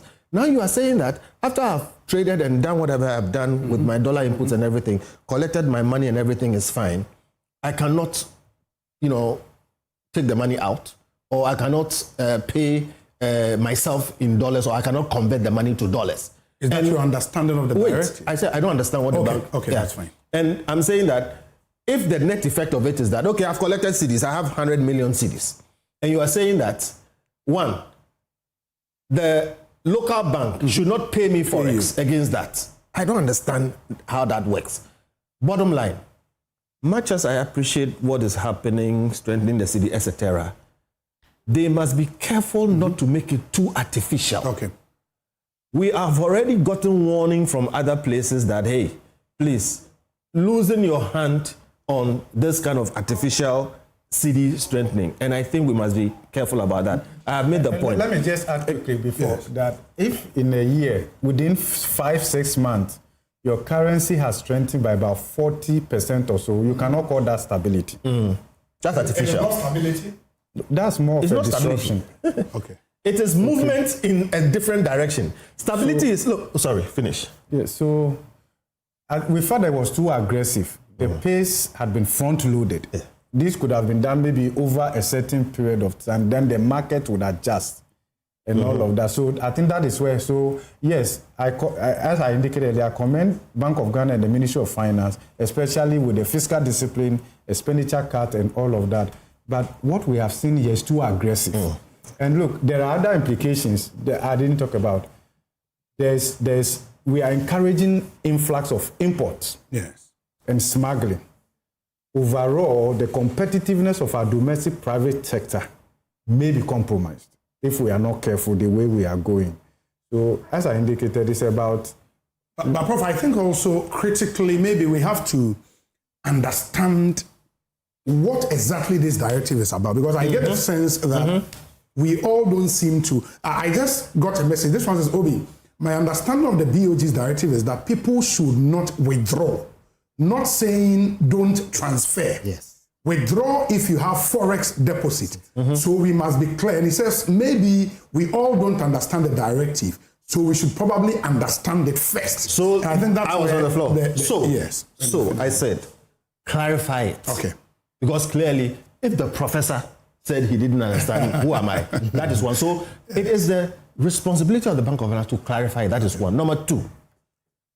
Withdrawing dollars in Ghana is unlawful. It's not unlawful. Yeah. It's improper. Okay. In other places, it is unlawful. Sure. So if the BOG says that you shouldn't withdraw dollars across the counter in Ghana, I am totally in agreement with it. Okay. What I am saying is, and Prof just said that, you have a situation where we like stability, but it was too quick, too aggressive, and not us. Even other international bodies have said, please, it looks like you are doing something artificial. What we are saying is that those things don't last. And at the end of the day, when you make it too aggressive like that, you end up paying a certain price. Now, the point is this. The economy prefers a stable currency. not a currency that is either appreciating or depreciating too fast. Okay. So don't put all this energy in a short-term, quick appreciation that you cannot sustain. That is not good. So to sustain it, what should they do? They should effect their monetary and other policies in an even-handed way. And I defer to the prof again. He said, too aggressive. Okay. Me, I'm a poor, simple lawyer. What I can see is that when your hand is on the currency artificially, it will cost you. It is not sustainable. At the end of the day, everybody will lose because the laws of economics, people will simply react. And when they react, I said, those who are old enough, remember the days of import license. This is technically the same. Okay? And if you do that, people will sit down, fold their hands and watch you, and the economy is just going to go down. Let's probably get an explanation from the finance ministry just to understand what this whole directive is about before I bring in Richard. So, Frederick, what is this thing? See what you say against the directive. Thank you.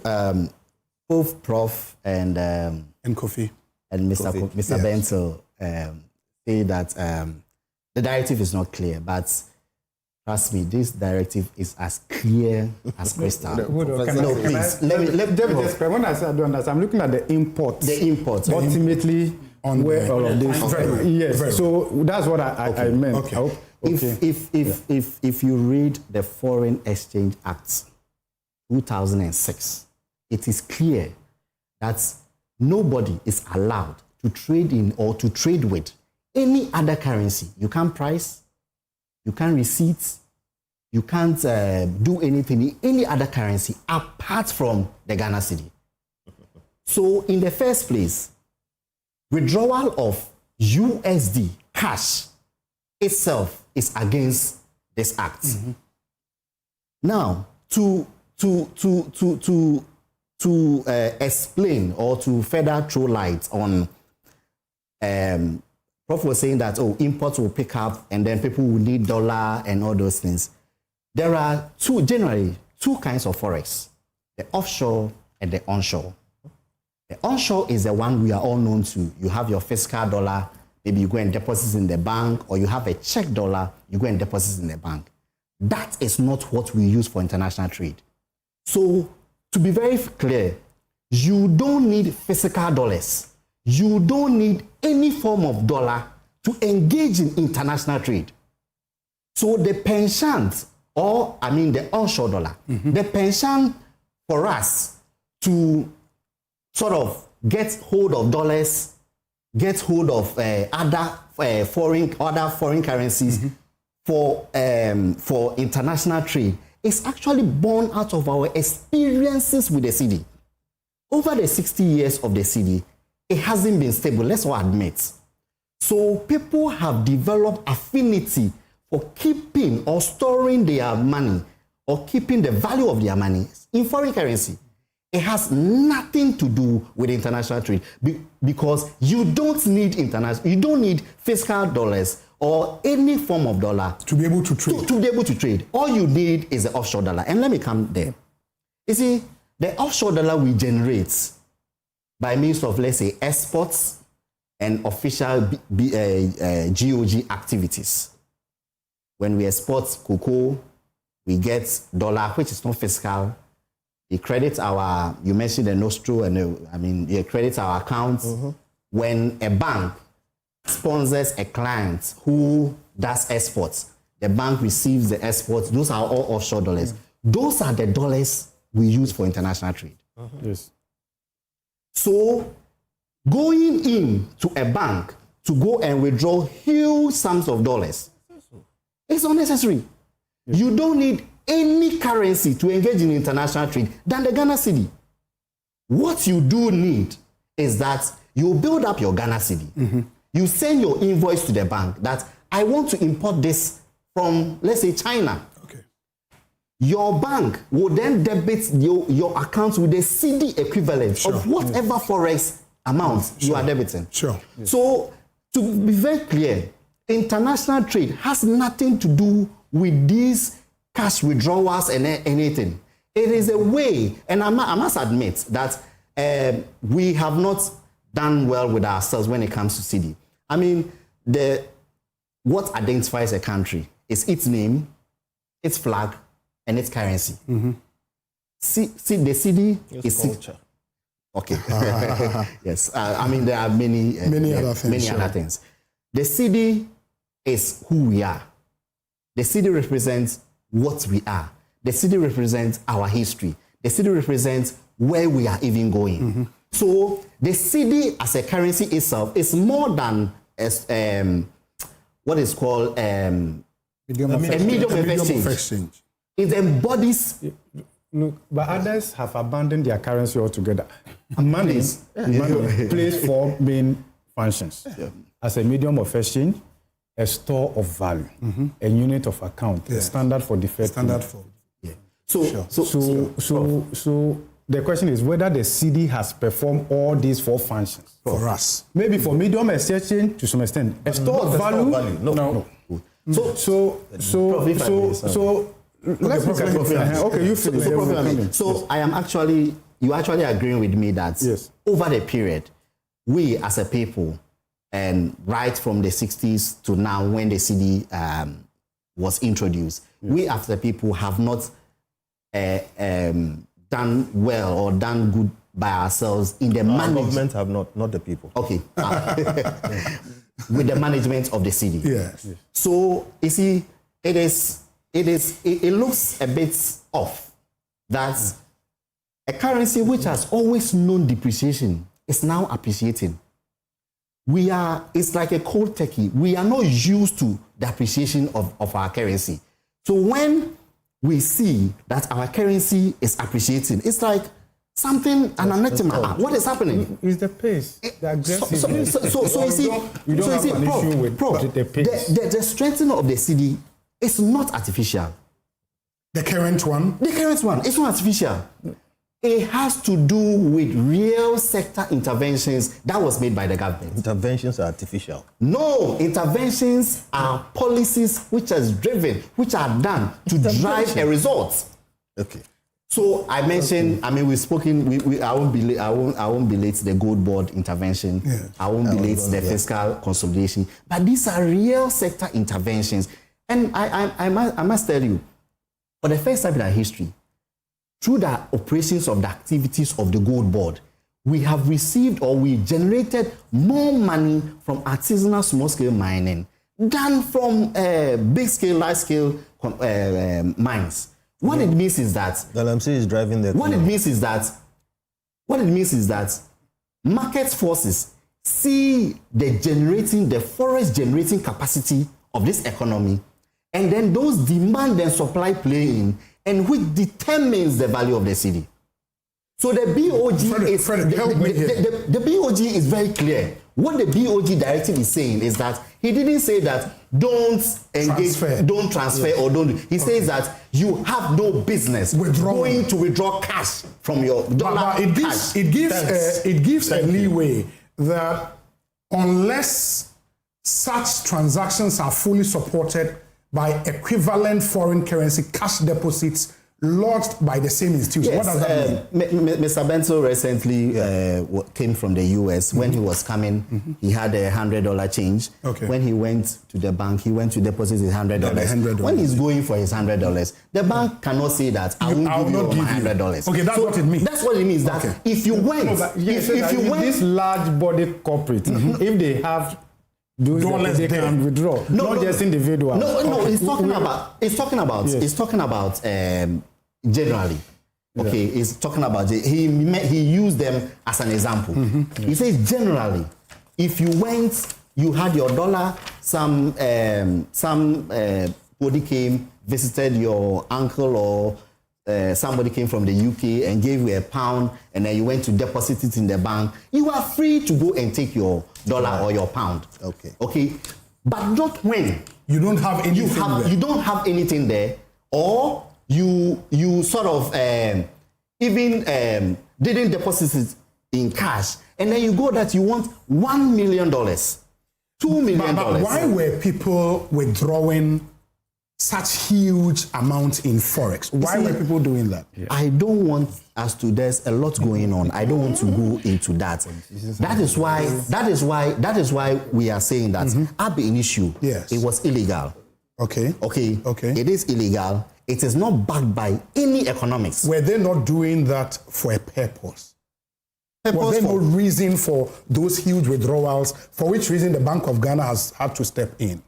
Yes, the Honorable also does something for a purpose, right? So we if we want to go about purposes and those things, the fact of the matter is that is wrong. You can't do it. Stop it. No, I asked that just for people to appreciate why maybe the BOG directive is necessary. That's why I asked that question. So whatever purpose for which, I'm just saying that whatever purpose for which you are doing something, doesn't matter if the thing is illegal or not you are not supposed to do it ab initio. So whatever purpose you want to, you have to doing something, it doesn't mean that the thing is what you have to do. Very well. Yes. Thank you, Frederick. Richard, I don't know where you stand on this after the explanation you've heard from Frederick. I think Prof. Bockwin's question or statement about managing the currency is not an end in itself. It means to an end. Yes. And so on that score, I think he's answered the question. I wanted to ask him a question, but he's answered the question by indicating that what is being done is too aggressive. I was going to ask you that, so in lieu of that understanding, do you think what is being done is sustainable? But you have answered that question on one hand, to say that it's too aggressive, which means that it's not sustainable. Yeah. No. You understand? No. It's not sustainable. No. You can disagree. You can disagree. No, that's his deduction. The prof is here. What are you saying? You cannot speak for him. Are you his spokesperson? No, he's here. Are you his spokesperson? We are arguing. No, but Richard, agree that that's your inference from what he said. From what he said. Okay, but he didn't say that. Okay, so we can do it. Sure. So excessive intervention in the market, which you agree is not sustainable. Yes. In my view, my inference, do you think what the Bank of Ghana is doing is sustainable? Because your spokesperson wants you to answer. Oh no, I don't have. But you get the point. I've made this point several times. Okay, good. So I proceed, right? No, he agreed. No, let him. So I've maintained that is the way the government approach to managing the economy. We agree with them from the fiscal side and then the complementary for monetary side. We've seen the strengthening of the currency, and I maintain that the pace has been too aggressive. Okay. And it will have implications for the economy, clearly. And some of the reactions we are seeing in the market, for which reason Bank of Ghana is coming with this directive and all of that, it's just that the market is responding to all of these things, and the central bank is looking at how do we manage all of this, okay? So when I say that this directive and all of that, nobody is saying that it's not good and all of that, but ultimately, would this solve the fundamental issue? I hope you understand that, for which people are reacting. This way, you've seen remittances and the rest of them. We've seen import, we've seen government revenue from the port also coming down and all of that. So those are the concerns. Right. And when it comes to the Cedi, we are all concerned about the stability, the sustainability and all of that. And let me add this, maybe I may get a chance. The IMF program is ending technically December 2025. Okay. And all of that. So if you are looking at the outlook and all of that, people are concerned.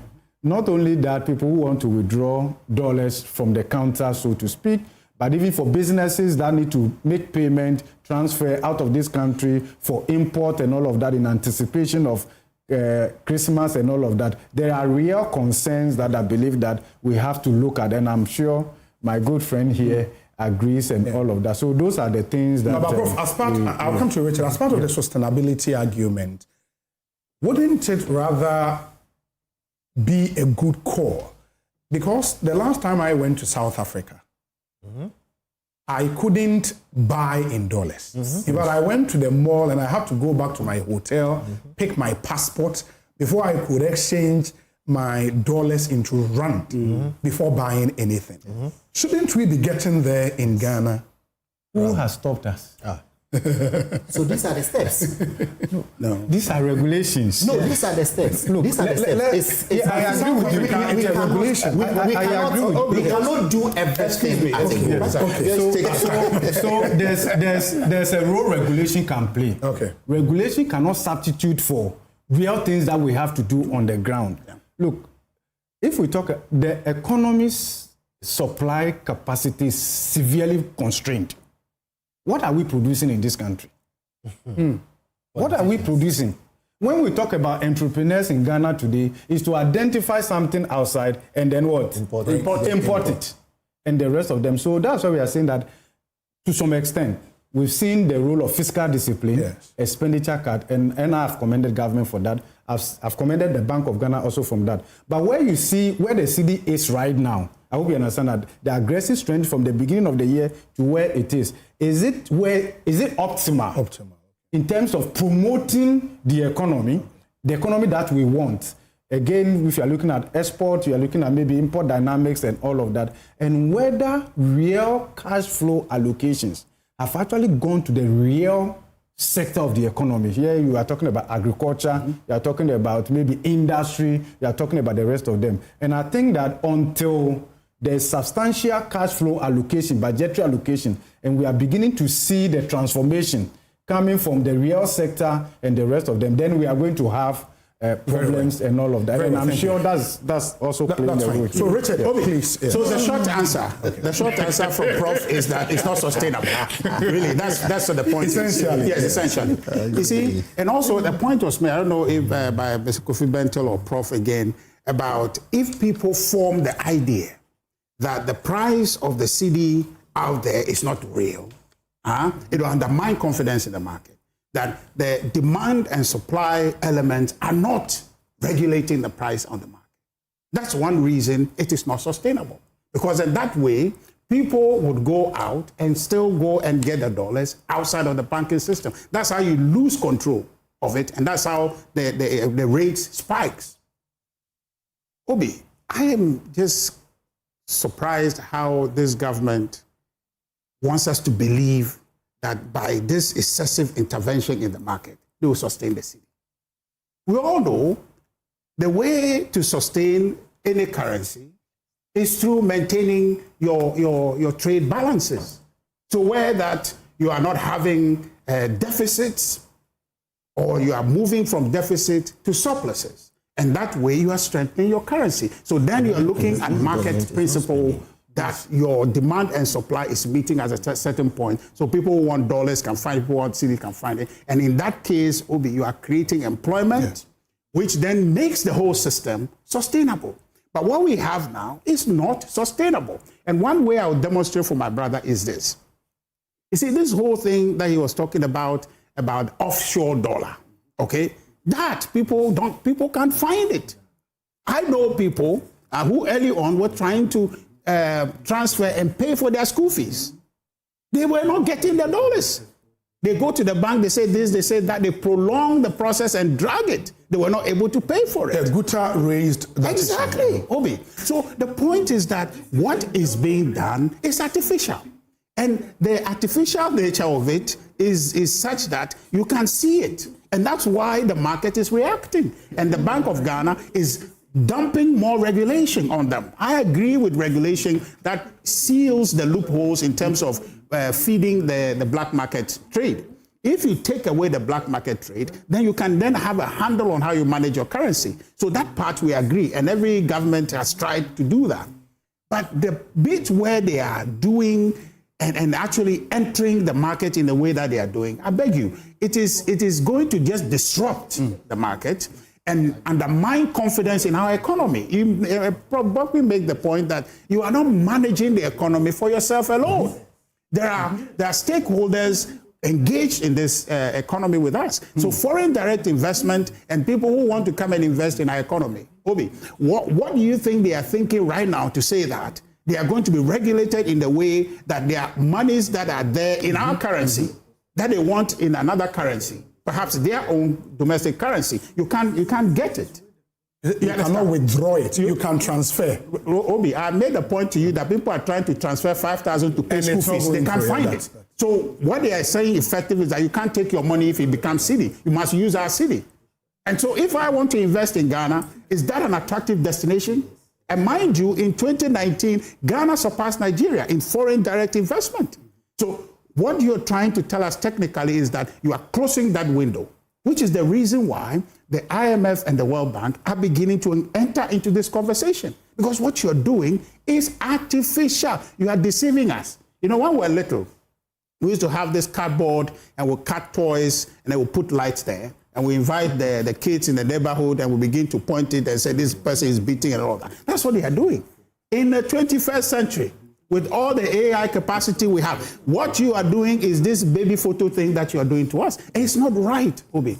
It is not going to help anybody. And that's why you have seen that the excitement with which this government came to office, the goodwill they had, they have not been able to show anything. All it is they are doing is to send my good brother to argue in fine English what it is they are trying to do. What they have done is what we are asking. And everything they have done has been cosmetic and artificial at best. This currency matter should be a matter of the economy generating that strength.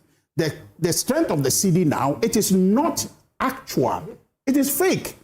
So that you cannot see what we are seeing now is fake because there is no production that is backing it. Where do you get this from? Where did it come from? Let's look at our export numbers. What does it look like? Maybe you can tell us. Is it commensurate? Does it reflect? No, you have the time. I'll give you time. But I'm just saying that your trade position, okay, your ability to allow the market to set its own price. I think that's what it is that we're expecting. The manipulation that they are doing right now, Obi, does not give any confidence to anybody. But they've told you in the first 5-6 months, gold alone has brought in some over $5 billion US. Obi, so it's as if they discovered gold when they came to office. Suddenly they discovered gold, that gold was not in this country before. So what happens if the price of gold drops? And in fact, this whole thing they are talking about, my good friend Samir Jeffy is doing some good work over there. But the point I want to ask is that this whole Galamsey thing that is going, they are buying from small-scale miners. The increased exports they are having, and who are the ones selling the gold to them? Do we accidentally have illegal miners, Galamseyers also filtering through? They say small-scale. But I'm just saying that there's Galamseyers going on. And then the Gold Board has done an initiative where they themselves are policing smugglers. Okay? So people are not smuggling. You understand? Yes. People are not smuggling. Yes. But the people are Galamsey. So those Galamseyers, who are they selling their gold to? If we are to assume that Sami and his effort at Gold Board is ensuring that smuggling of gold is curtailed, then the Galamsey that we are seeing, to the extent that their national organizer is issuing order to the president to say that he should decommission all the task force. Yeah. Now, if that is the case, we agree from that there is Galamsey going on. So those Galamsey, who are they selling their gold to? That's a question we need to explore. And so when they are telling us about gold has gone up and all of that, is gold, how many jobs are they creating there in that sector? And how is that affecting the larger economy in terms of driving demand and supply in the economy? So what they have done is indeed formatting, which in another way they are calling resetting. They are resetting all of us to think what reality we know is not the reality we are having. Essentially, they are gaslighting all of us. And I think that my brother can do himself a favor because he's a young man, and all of these things are beginning to unfold. And we are going to see the full length of the NDC government and their resetting. Very well. This one says, and Frederick, I'll come to you. I work for Treasury at my bank. The truth is just one. IMF has cracked the whip. BOG cannot keep on burning the reserves in pursuit of a stable exchange rate. So simply put, no more huge FX intervention from them till at least the IMF program is over. The BOG, before crafting this directive, came around interviewing bank treasurers, seeking to know our key dollar withdrawals. Some of the treasurers told them off. Heavy-handed directives at the moment will inure to the benefit of the black market, and that would erode all the gains. Frederick, finally, a minute or two, and then we'll go for our Sure. next We are told that we are burning through our reserves. We are intervening. But you see, the figures don't bear that claim out. Within 6 months, this government has added over $2 billion to our reserves. Currently, our reserves stand, as at the end of June 2025, 11.12 billion, equivalent to 4. From the 8 billion you inherited. Sure. Equivalent to 4.8 months of import cover. So the figures do not suggest that we are killing ourselves to, to keep the Cedi where it is. Now, we are also saying that it is what? It is artificial, it is not born out of economics. Our trade surplus has increased to 5.57 billion. And you see, to compare that, last year, as at the end of June 2025, June 2024, it was 1.37. So the forex generating capacity of the economy has improved massively. The trade balance alone has increased by over 300%. So the Cedi stability we are seeing is actually born out of real sector development. As the figures are telling us, there's current account surplus, which takes into account all these inflows and outflows, including everything. Of course, we won't go into the academics. It's now 3.44 billion as at the end of June 2025. In the same year, it was less than 1 billion, 937. It has more than tripled. So what we are saying is that the forex generating capacity of the economy and the supply of dollar in the economy has improved, and it is as a result of real sector interventions. This Cedi stability we are seeing, it is, yes. It's gold. Now, gold is a real sector. It's a real sector activity. You want us to go there? Please. This Cedi stability we are seeing, it is not artificial. It is born out of interventions which have resulted in this economy generating more forex. That is why we are seeing the stability. We are not burning through our reserves. It is not artificial. It is as a result of how we have managed the finances of this country. Will real sector not be manufacturing? Yes. No, real sector, when we say real sector is the micro. No, it's production, micro level. Mining is not production. Hold on, look. So manufacturing is not production. I agree with you, and I'm happy. Yes. So the real sector of an economy does not only mean manufacturing. There's a nuance. Real sector means there's a nuance. We decompose that into three: agriculture, industry, service. Yes, that's what the real sector. That's a all those three we are seeing improvement. We are seeing it. Fishing. The magic we are doing in the fishing industry. You should see the numbers. My brother, look. So you see, we have data to back to some extent. The fishing point. No, the fishing and rest in general. Yes. Okay. But I am happy. A minute each. Yeah. I am happy with the progress. And by the way, if all that the Bank of Ghana is saying is that don't withdraw dollars across the counter in Ghana, I totally agree with you. I am also happy that you say we are generating that dollar, volume in Ghana. The problem is where you spend it and say real sector and leave it there. There are nuances to the real sector, I beg you. We know for a fact, I put up that thing earlier in the year, that gold is what is driving the economy. Yes, gold is a form of production. But if you go down even into gold, Galamsey is what is driving that. Wait, the Galamsey I beg you, let me make my point. Okay. We like the output, and there's a cost to everything. And what we are saying is, even if you take the currency, look, what an economy needs is not a low currency, it's a stable currency. So it's not about whether it's high or low, it's about stability. Stability at what level? Hold on, I'm coming there. There was a Kenyan example. Prof, if you had time, we'll explain it. They held it at a point and they've kept it stable. When you draw it down too much, then you have to support it. Yeah. What we are simply saying is that management requires that you create stability instead of erratic shifts. But the president has said the agreement between him and managers of the economy is to keep it within 10 and 12. We are making a point. The point is where you have to keep something. Okay. The economy has a way of sustaining itself using the forces of. You don't have to keep it. You don't have to be aggressive about that. And it's important to us because much as I like what you are talking about, I worry about when it crashes and then we have to revert.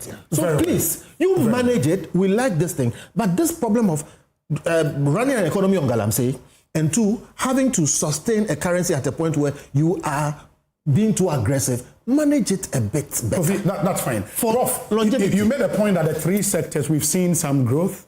Yes, industry, first quarter growth, even though industry went down, driven by oil and gas and all of that, we've seen a great picked up and all of that. But then, if we are talking about transformation, this is not transformation. And this is not the kind of improvement that would actually anchor the stability of the currency in the long term. Yeah. Those are the things. And then bear in mind, this is the issue. So when you see when we talk about aggressive strengthening, that's different from stability. So we are looking at the rate at which the cedi has appreciated within this short time. That probably is causing dislocations in the economy. Okay. And so when you see that sharp appreciation to where it is now, and the market feels that this is not where it's supposed to be, then it will not crowd in FX. Probably if you talk to some of Ghanaians who live abroad, they will think that it's so difficult to earn dollar. Okay. But when they bring it here, your price is so low, they will hold back.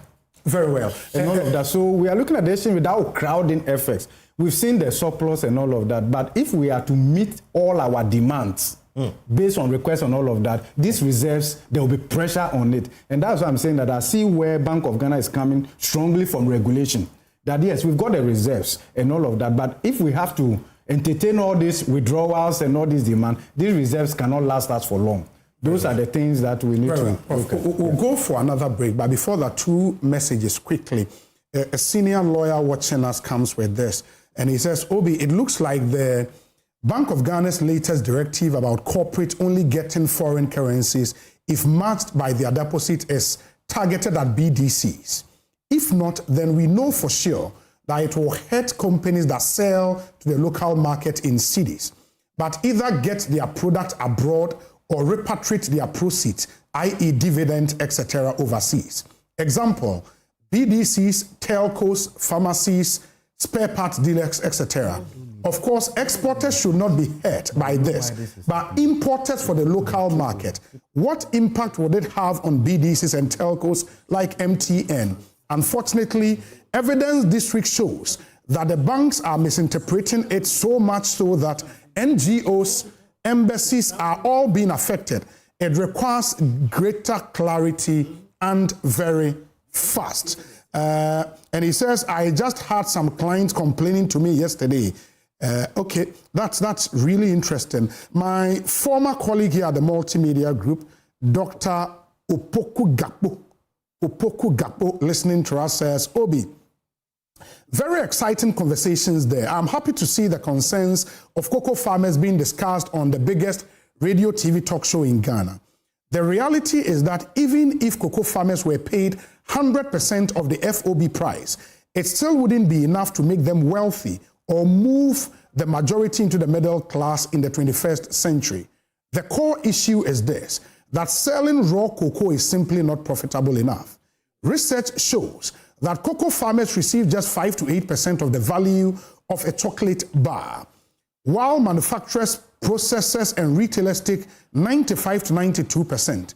One study even found that on the average, cocoa farmers in Ghana earn less than 5% of what a bar of chocolate sells for in the UK. We need to promote value addition and local processing so farmers can earn a greater share of the final product's value. That way, government can tax the cocoa processing companies and reinvest in cocoa communities.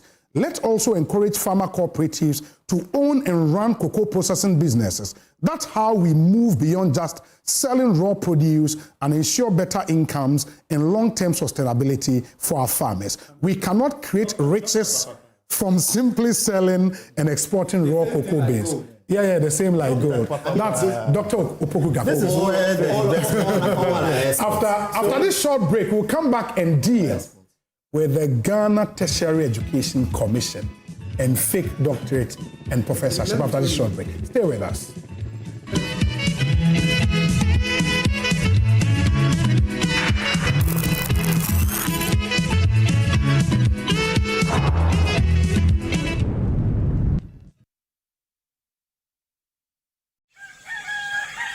Still,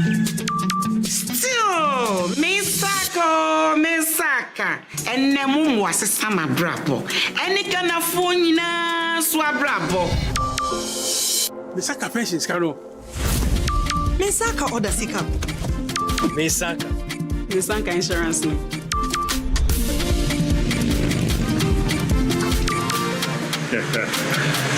Misaka loan. Momo Fogusuri echumaden, the aboye nyina ye sika ho ban. Se MTN ana momo jumaye ni befrewa or the 0244 300,000 ene befrew. Na numpo orimbi saw one time password ana se upin code. Enti wonso ye wa femu die na ma weni na ho na wonsa enka omomo. Let me share my wildlife experience with you at Safari Valley Eco Park. Welcome to Safari Valley Eco Park. Our electric shuttle pulled up, and in no time, our tour began. We were surrounded by wildlife from the moment we entered the Eco Park. We were greeted by experienced tour guides who took us through orientation and how to better enjoy the experience. Watch these animals roam freely in their natural habitat undisturbed by our presence. We saw zebras, sable antelope, brown crane, mara, silky chicken, nyalas, Shetland ponies, and so many animals I just couldn't keep up. Our tour guides taught us so much about the wildlife, their behavior, and how to interact with them. I even fed them. We also went fishing on a man-made canal. Then we took a break to have lunch in this serene environment. All this amazing experience for this price for adults, this price for teenagers. It's a bargain. As the sun began to set, it was time to go back home, but not before dinner by the campfire. It has been a thrill of a lifetime, and I can't wait till my next visit. Safari Valley Eco Park, bringing you closer to nature. Me pay to the Jamie. Sister, me dad, dear Betty, be an amium shimmy. I could eat that. Me many tears, some of them is a kind of say. It doesn't take. Sika, Cedi also the moon. Juju so mo. Bag the one there. Remember be free. So what you say bag number? One number to show. Wow. That's a million conphobia, Banana Solio.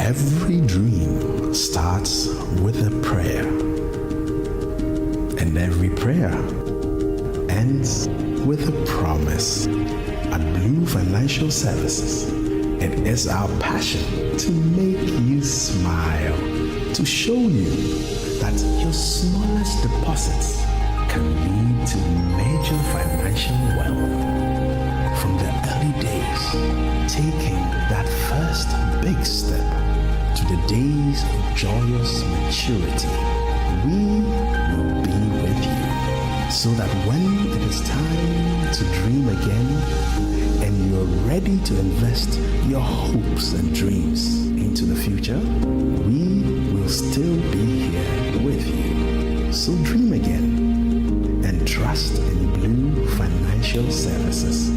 Visit our branch today for a better future tomorrow, and trust in Blue Financial Services. Cadbury hot chocolate.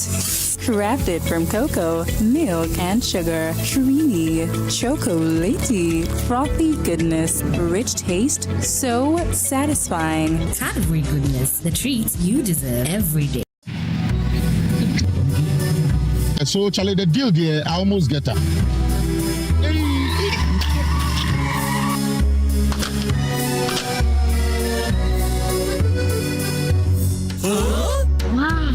Syntax pipe, as tough as it can get. You get so sorry with your back, sorry. Oh, what you was that thing? What the cat never won. You get catch it. Hey! No, I'm back. Between and Capai and Cabo. Hey, madam, pipe menu. Hey, Syntax pipe. Metono, Omukacham send a word in pa. Say a fee, say a foam. The other pipe we be a yen gum. Syntax pipe. Why, Eliki? Come, madam. From today, Syntax pipe in my pipe. No two ways. When you know, pipe Ben Abe Yusu. SINTEX pipe. Syntax pipe. No, hala. Kwame! You look amazing. Have you discovered a new secret to stay healthy these days? Actually, I have. It's called SOS Advance. It is a health supplement manufactured in the UK with 11 essential oils like frankincense, black seed, oregano, and neem, all powered by nanotechnology. Wow, that's impressive.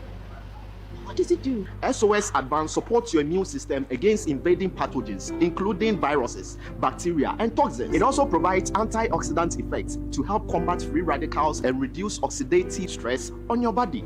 Wow, I really need this. Like, I've been feeling off lately, but I can't pinpoint exactly what the problem is. Oh, easy. I think you should get it. You can find it at every pharmacy nearby. There's a pharmacy here. Let's go.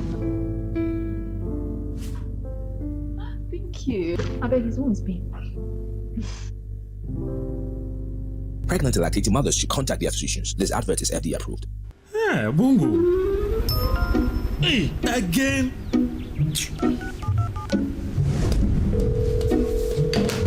Hello, thank you for calling MTN. Yeah, this is Jerry. Jolly J for short. Hi Jerry, how may I help? These days I'm not happy with you guys at all. What you guys do is not cool, crowd. How do you mean, sir? You've been giving Bongo gifts all the time. Who is Bongo? Oh, Bongo, my friend. He purchased in my room. You don't know Bongo. Oh. You've been giving free gifts, but I don't. That don't be gift is him. That's MTN rewards, sir. You can also get freebies because on MTN, doing always gets rewarded. Doing more of the things you love. Talk, text, browse, and more, and you get to redeem free call time or data by simply dialing *550#. Oh, sir. Yes, and on Fridays, you can even get extra special rewards like food vouchers, shopping discounts, and much more. Didn't tell me anything, no. He will move out. Doing gets rewarded, eh? Hey, but your voice is really nice, so. Would you like to know how I got the name Jolly J? That won't be necessary, Mr. Jolly. Calling customer care service doesn't give you points. I'm gonna call my mom. I'll call my grandmom. I'll call my ex. That girl can talk, Papa. Hello, Mama. So what's the topic for today? MTN. Have you been to Aqua Safari lately? Let me share my experience with you at the new Aqua Safari Resort. When you arrive, you're greeted by warm smiles and introduced to your 24-hour butler who already has your itinerary sorted. Enjoy water sports activities like jet ski rides, kayaking, water sliding, flyboarding, and castanet fishing. You can even have your lunch here on the boat cruise. Experience horseback riding, tennis, and some golfing amongst a host of other activities. Let the tour guides take you through the sceneries of the Volta River, the mangrove forest, the friendliness of the animals, local and exotic birds, while you pet and feed them. You can have this large space for your conferences, corporate retreats, and so many activities as part of the package. We chose to have our breakfast with a beautiful sunrise right in front of our cabin. We had an amazing experience and I can't wait to return for more. Visit Aqua Safari Eco Resort in Ghana, bringing you closer to nature. Hi, now let me share my wildlife experience with you at Safari Valley Eco Park. Welcome to Safari Valley Eco Park. Our electric shuttle pulled up and in no time our tour began. We were surrounded by wildlife from the moment we entered the eco park. We were greeted by experienced tour guides who took us through orientation and how to better enjoy the experience. Watch these animals roam freely in their natural habitat undisturbed by our presence. We saw zebras, sable antelope, brown crane, mara, silky chicken, nyalas, Shetland ponies, and so many animals I just couldn't keep up. Our tour guides taught us so much about the wildlife, their behavior, and how to interact with them. I even fed them. We also went fishing on a man-made canal. Then we took a break to have lunch in this serene environment. All this amazing experience for this price for adults? This price for teenagers. It's a bargain. As the sun began to set, it was time to go back home, but not before dinner by the campfire. It has been a thrill of a lifetime, and I can't wait till my next visit. Safari Valley Eco Park, bringing you closer to nature. Kwame! You look amazing. Have you discovered a new secret to stay healthy these days? Actually, I have. It's called SOS Advance. It is a health supplement manufactured in the UK with 11 essential oils like frankincense, black seed, oregano, and neem, all powered by nanotechnology. Wow, that's impressive. What does it do? SOS Advanced supports your immune system against invading pathogens, including viruses, bacteria, and toxins. It also provides antioxidant effects to help combat free radicals and reduce oxidative stress on your body. Wow, I really need this. Like, I've been feeling off lately, but I can't pinpoint exactly what the problem is. Oh, easy. I think you should get it. You can find it at every pharmacy nearby. There's a pharmacy here. Let's go. Thank you. I bet his wound's pain. Pregnant and lactating mothers should contact their physicians. This advert is FDA approved. Let's talk hemorrhoids. Hemorrhoids are normal structures located in the anus of all mammals. But it is only man who suffers hemorrhoidal disease because of the erect closer we have assumed and the squatting that we do to empty our bowel. Hemorrhoids consist of a special type of blood vessels which fill with blood when we are moving our bowel and help to cushion the anus against the force of transmitting the stool. Afterwards, they empty their blood, collapse, help seal the anus to maintain continence. Over time, these vessels lose the elasticity of their walls, become dilated, permanently filled with blood, leading to congestion of the hemorrhoids. The symptoms of hemorrhoids are bleeding and prolapse of the hemorrhoids when passing stool, itching and feeling of warmth in the anus and anal discharge. Laser, ligature, and longo are the modern, minimally invasive, most effective, and painless methods of treating hemorrhoids today. Muntaba Hospital, first Ghana Colorectal Center, in to serve a peculiar health need.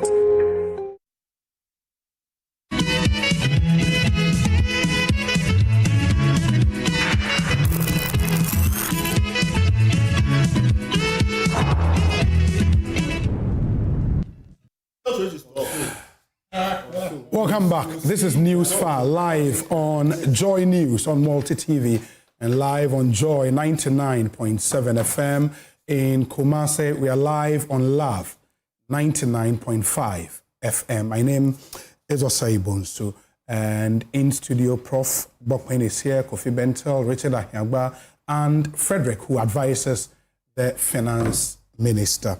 Newsfile is proudly brought to you by Bank of Africa, as strong as a group, as close as a partner. MTN, everywhere you go.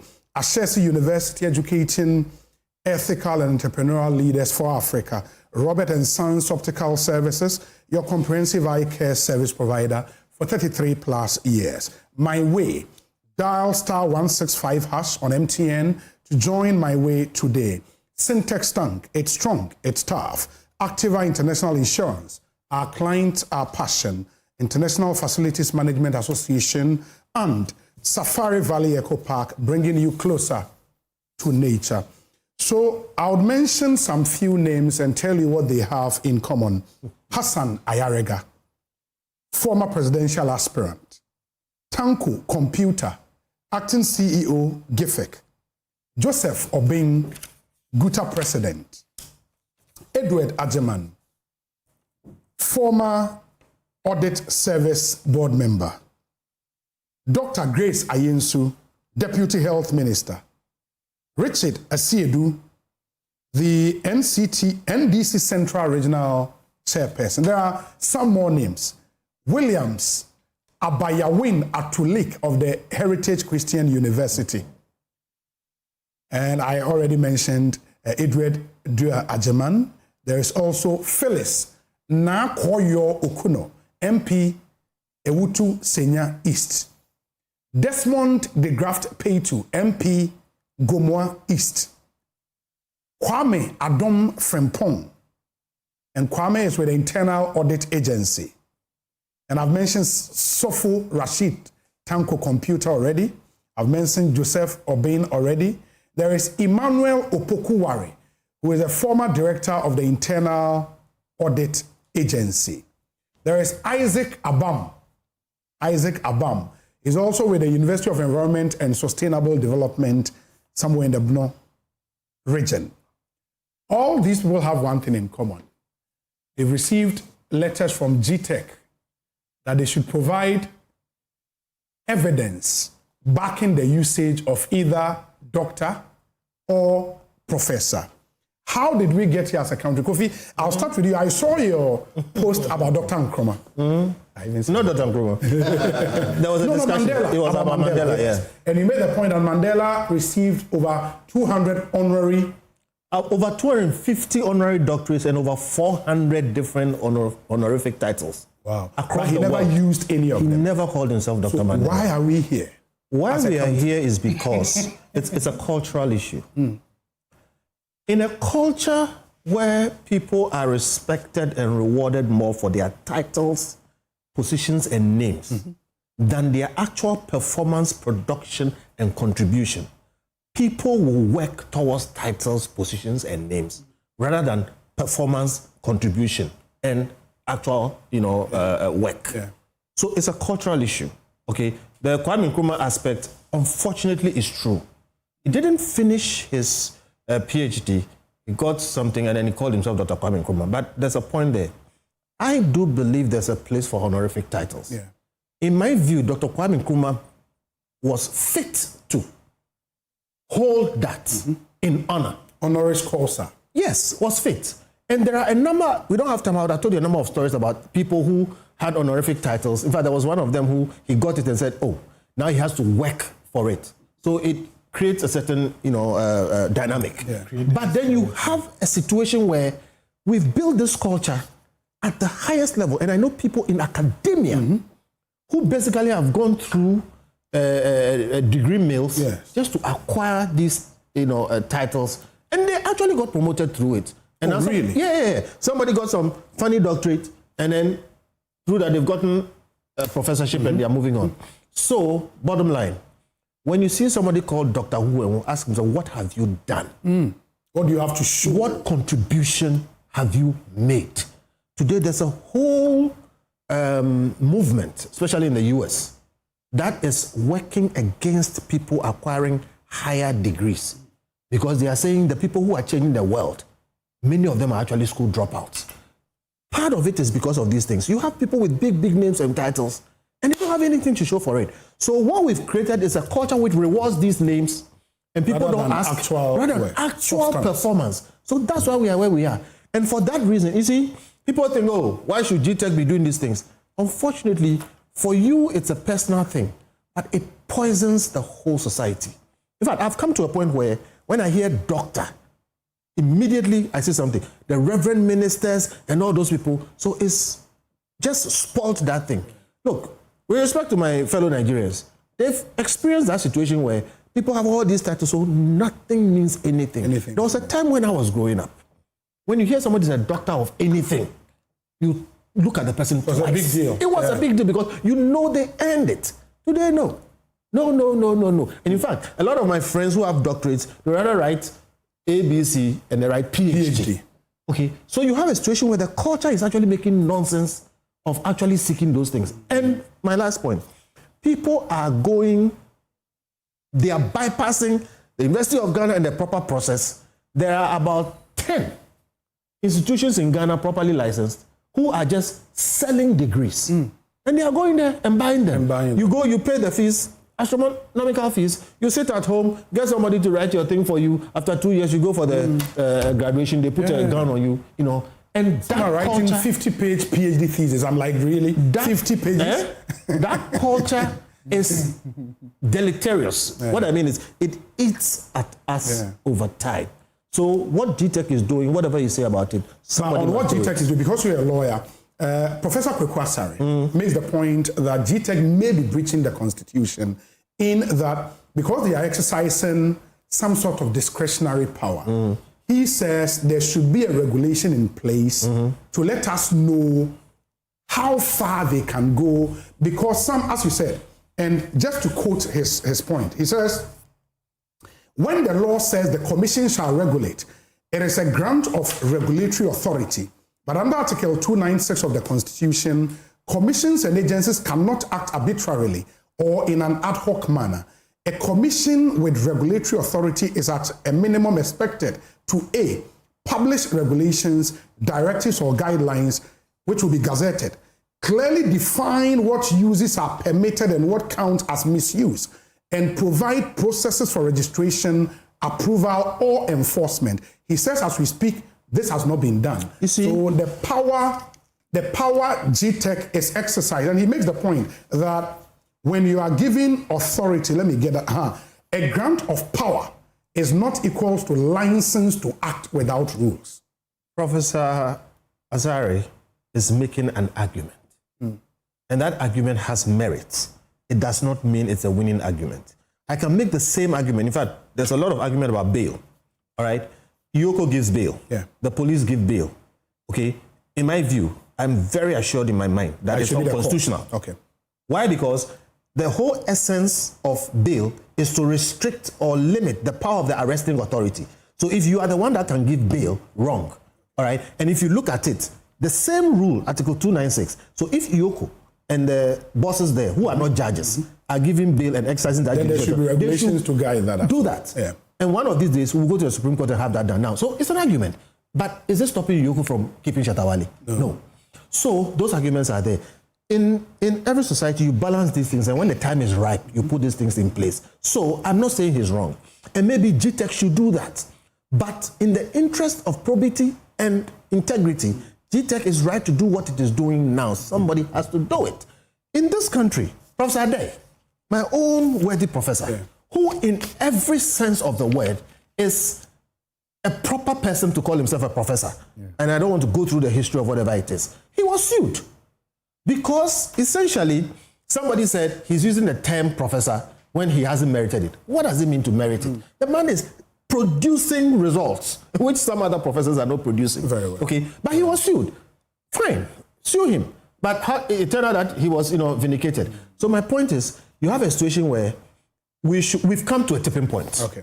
And the tipping point, so I agree with people like Professor Asari that, maybe we should organize it better. Okay. But we can't say until that is done, we should leave these brigands to go around talking and calling themselves professor. This gentleman sitting by me is a professor. Very young man.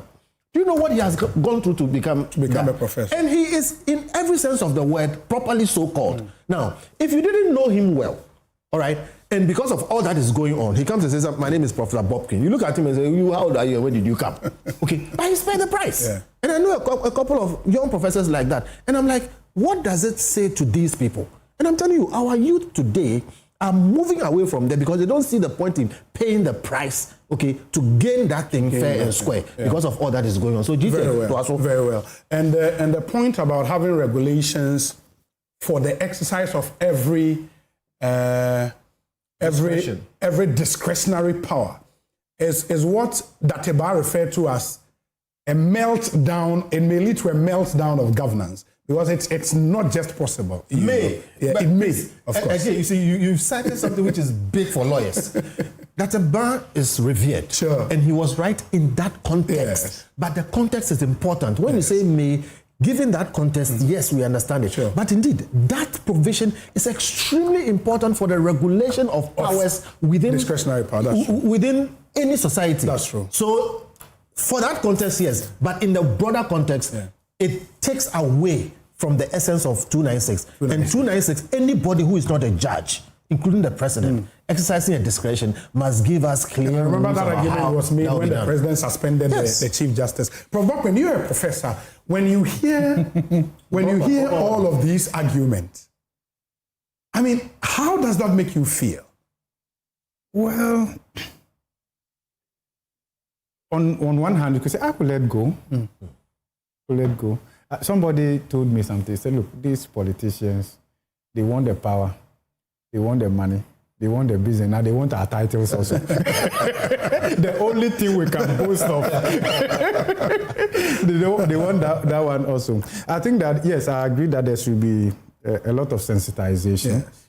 A lot of people have used this honorary and so maybe without properly understanding the implications and all of that. And I'm sure GTech will do a lot of sensitization, publication, and all of that. I remember some years back, I think it was Professor Yanka, who then was the Pro-Vice Chancellor of the University of Ghana, who gave explanation about the use of these titles and all of that. I heard that his speech, I think at the Academy of Art and Sciences, he delivered a speech on that. Yes, and I took time to read it, and I learned a lot from that. But I'm not too sure how widespread in terms of how you can use this and all of that. But clearly, this sector is very huge. And without regulation, it may be something else. And I agree totally with elsewhere, people go through all of this. They don't even refer to themselves as doctor. People just, they are doctors, all right, but they just write their name and move on, because the whole thing is performance. The whole thing is productivity and all of that. Unfortunately for us, we are not driven by any of this.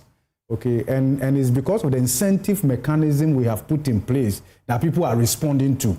Okay, so you are a doctor, it means that, that gives you a certain privilege or respect or something, or accomplishment. Meanwhile, you really haven't, there's no performance or productivity akin to that. But on the broader issue, we are at the point where, look, titles carry anointing. Titles carry anointing. The drive is to acquire titles by whatever means.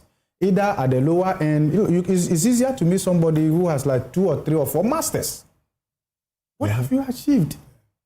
And all of that is simply because the incentive mechanism we have put in place as a country does not put premium on productivity, real work. Everybody is just doing deals. Everybody is trying to, and so nobody wants to work hard. And that is why somebody will say that, look, how many people genuinely even write their long essays for either undergraduate or masters or even PhD? Yes, and all of that. Then, so I think that is good. I commend GTech. Okay. Somebody said they woke up too late anyway. We've allowed this sector, and all of that. But I believe that it will also come with proper education. I felt a bit that the naming and shaming and all of these things, perhaps, is there another way we could manage it? Because some of them probably just didn't know how that this was supposed to be used this way or that way. It's also possible that they've been prompted and yet they decided to disregard the consequences and all of that. But I think the message is quite clear. Okay. There are approved channels that you can get this legitimately and go through all of that. But I think as a country, we should move beyond that. Very well. We should be driven by productivity, by performance.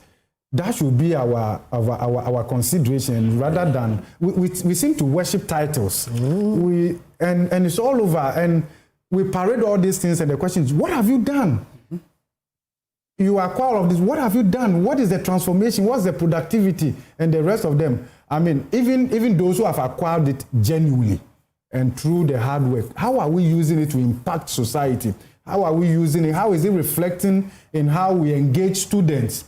Teaching, are we, and the rest, it's not like you just get this and then you do the minimum and all of that. So I think that I agree that regulation is very important. We need to sanitize the sector. Thank you. It should also come with proper education and guidelines for its usage. In fact, some people are even struggling how they should even write the doctor by their name and all of that. Okay, so very well, Prof. Thank you. So my 2 politicians, maybe 2 minutes each, we are really against. I'll start with you, Richard. Okay. What do you think? Yes, I am completely aghast by Mr. Kofi Bettel's rendition that, this thing, people are moving against this whole PhD thing and doctorate thing. Almost makes me want to drop out of school because, because the premium on it is lost.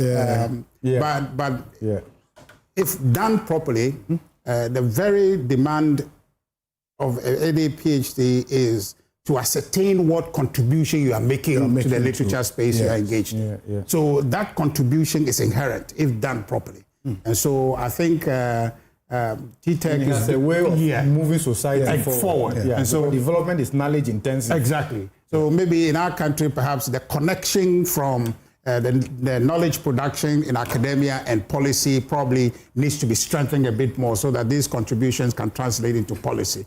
But I think that GTech is adding value.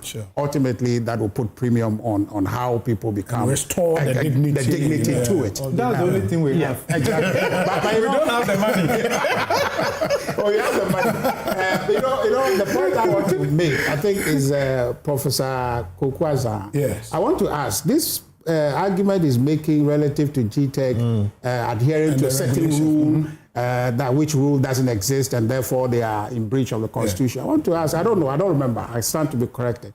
In the case of the President's exercise of Article 146, okay, 6 and 10, in suspending the Chief Justice. That's the argument. Has he made the same argument? Yes. The publication should have been. Yes. Should have been. You done. understand? So I think we have to be consistent and then try that we are, moving our country forward in dealing with these matters uniformly. I still hold that this whole business with the Chief Justice should stop.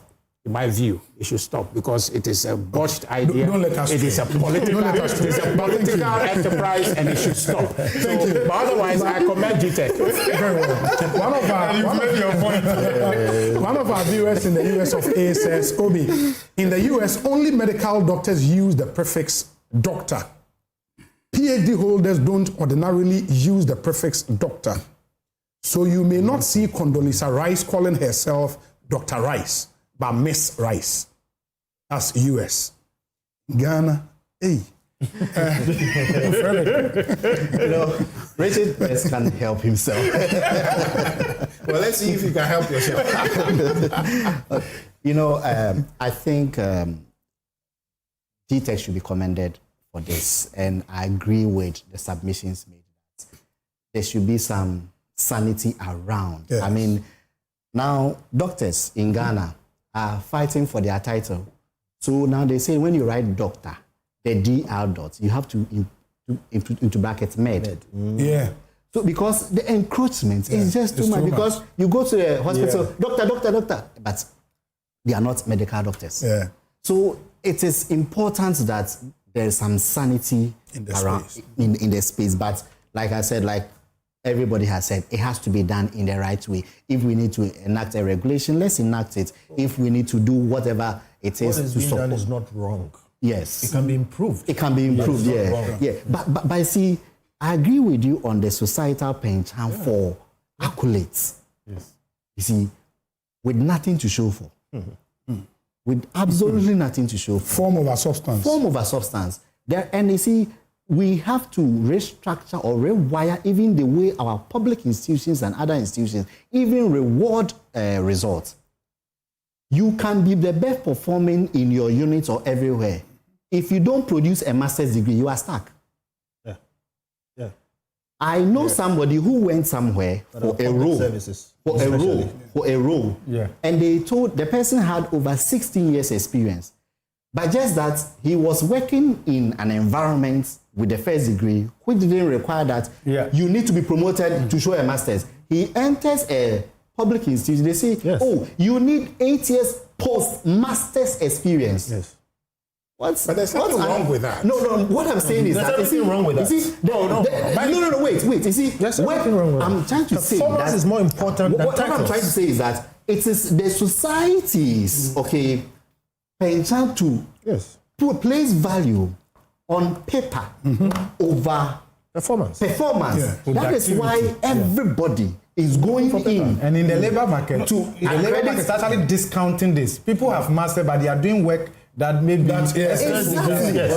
People don't care. But you know, at base, it's indicative of what you can do. Indicative, it's indicative. Yeah. So you need it to be able to measure. No, so for somebody who has indicated that for 16 years I've been a top performer, what do you need?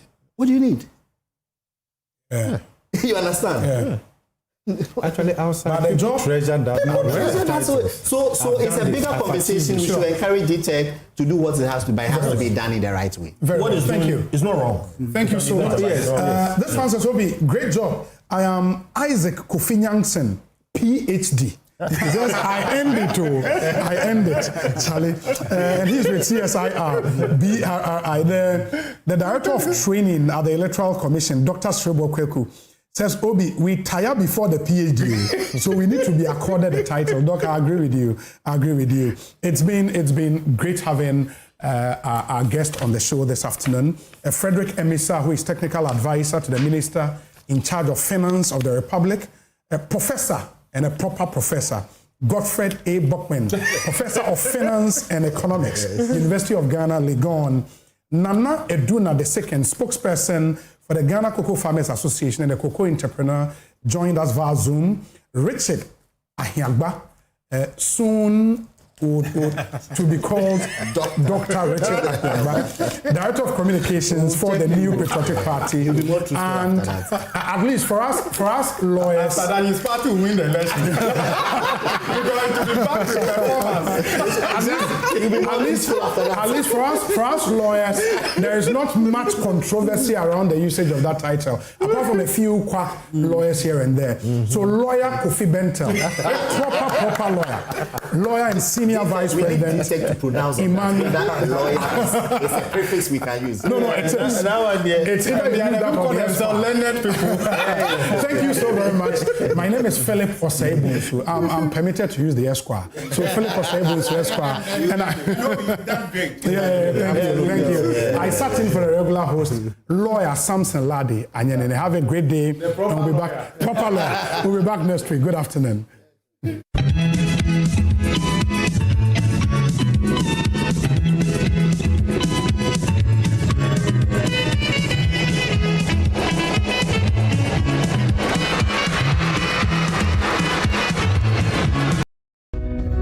When we connect, everything is possible. Whatever seems unreachable becomes even closer.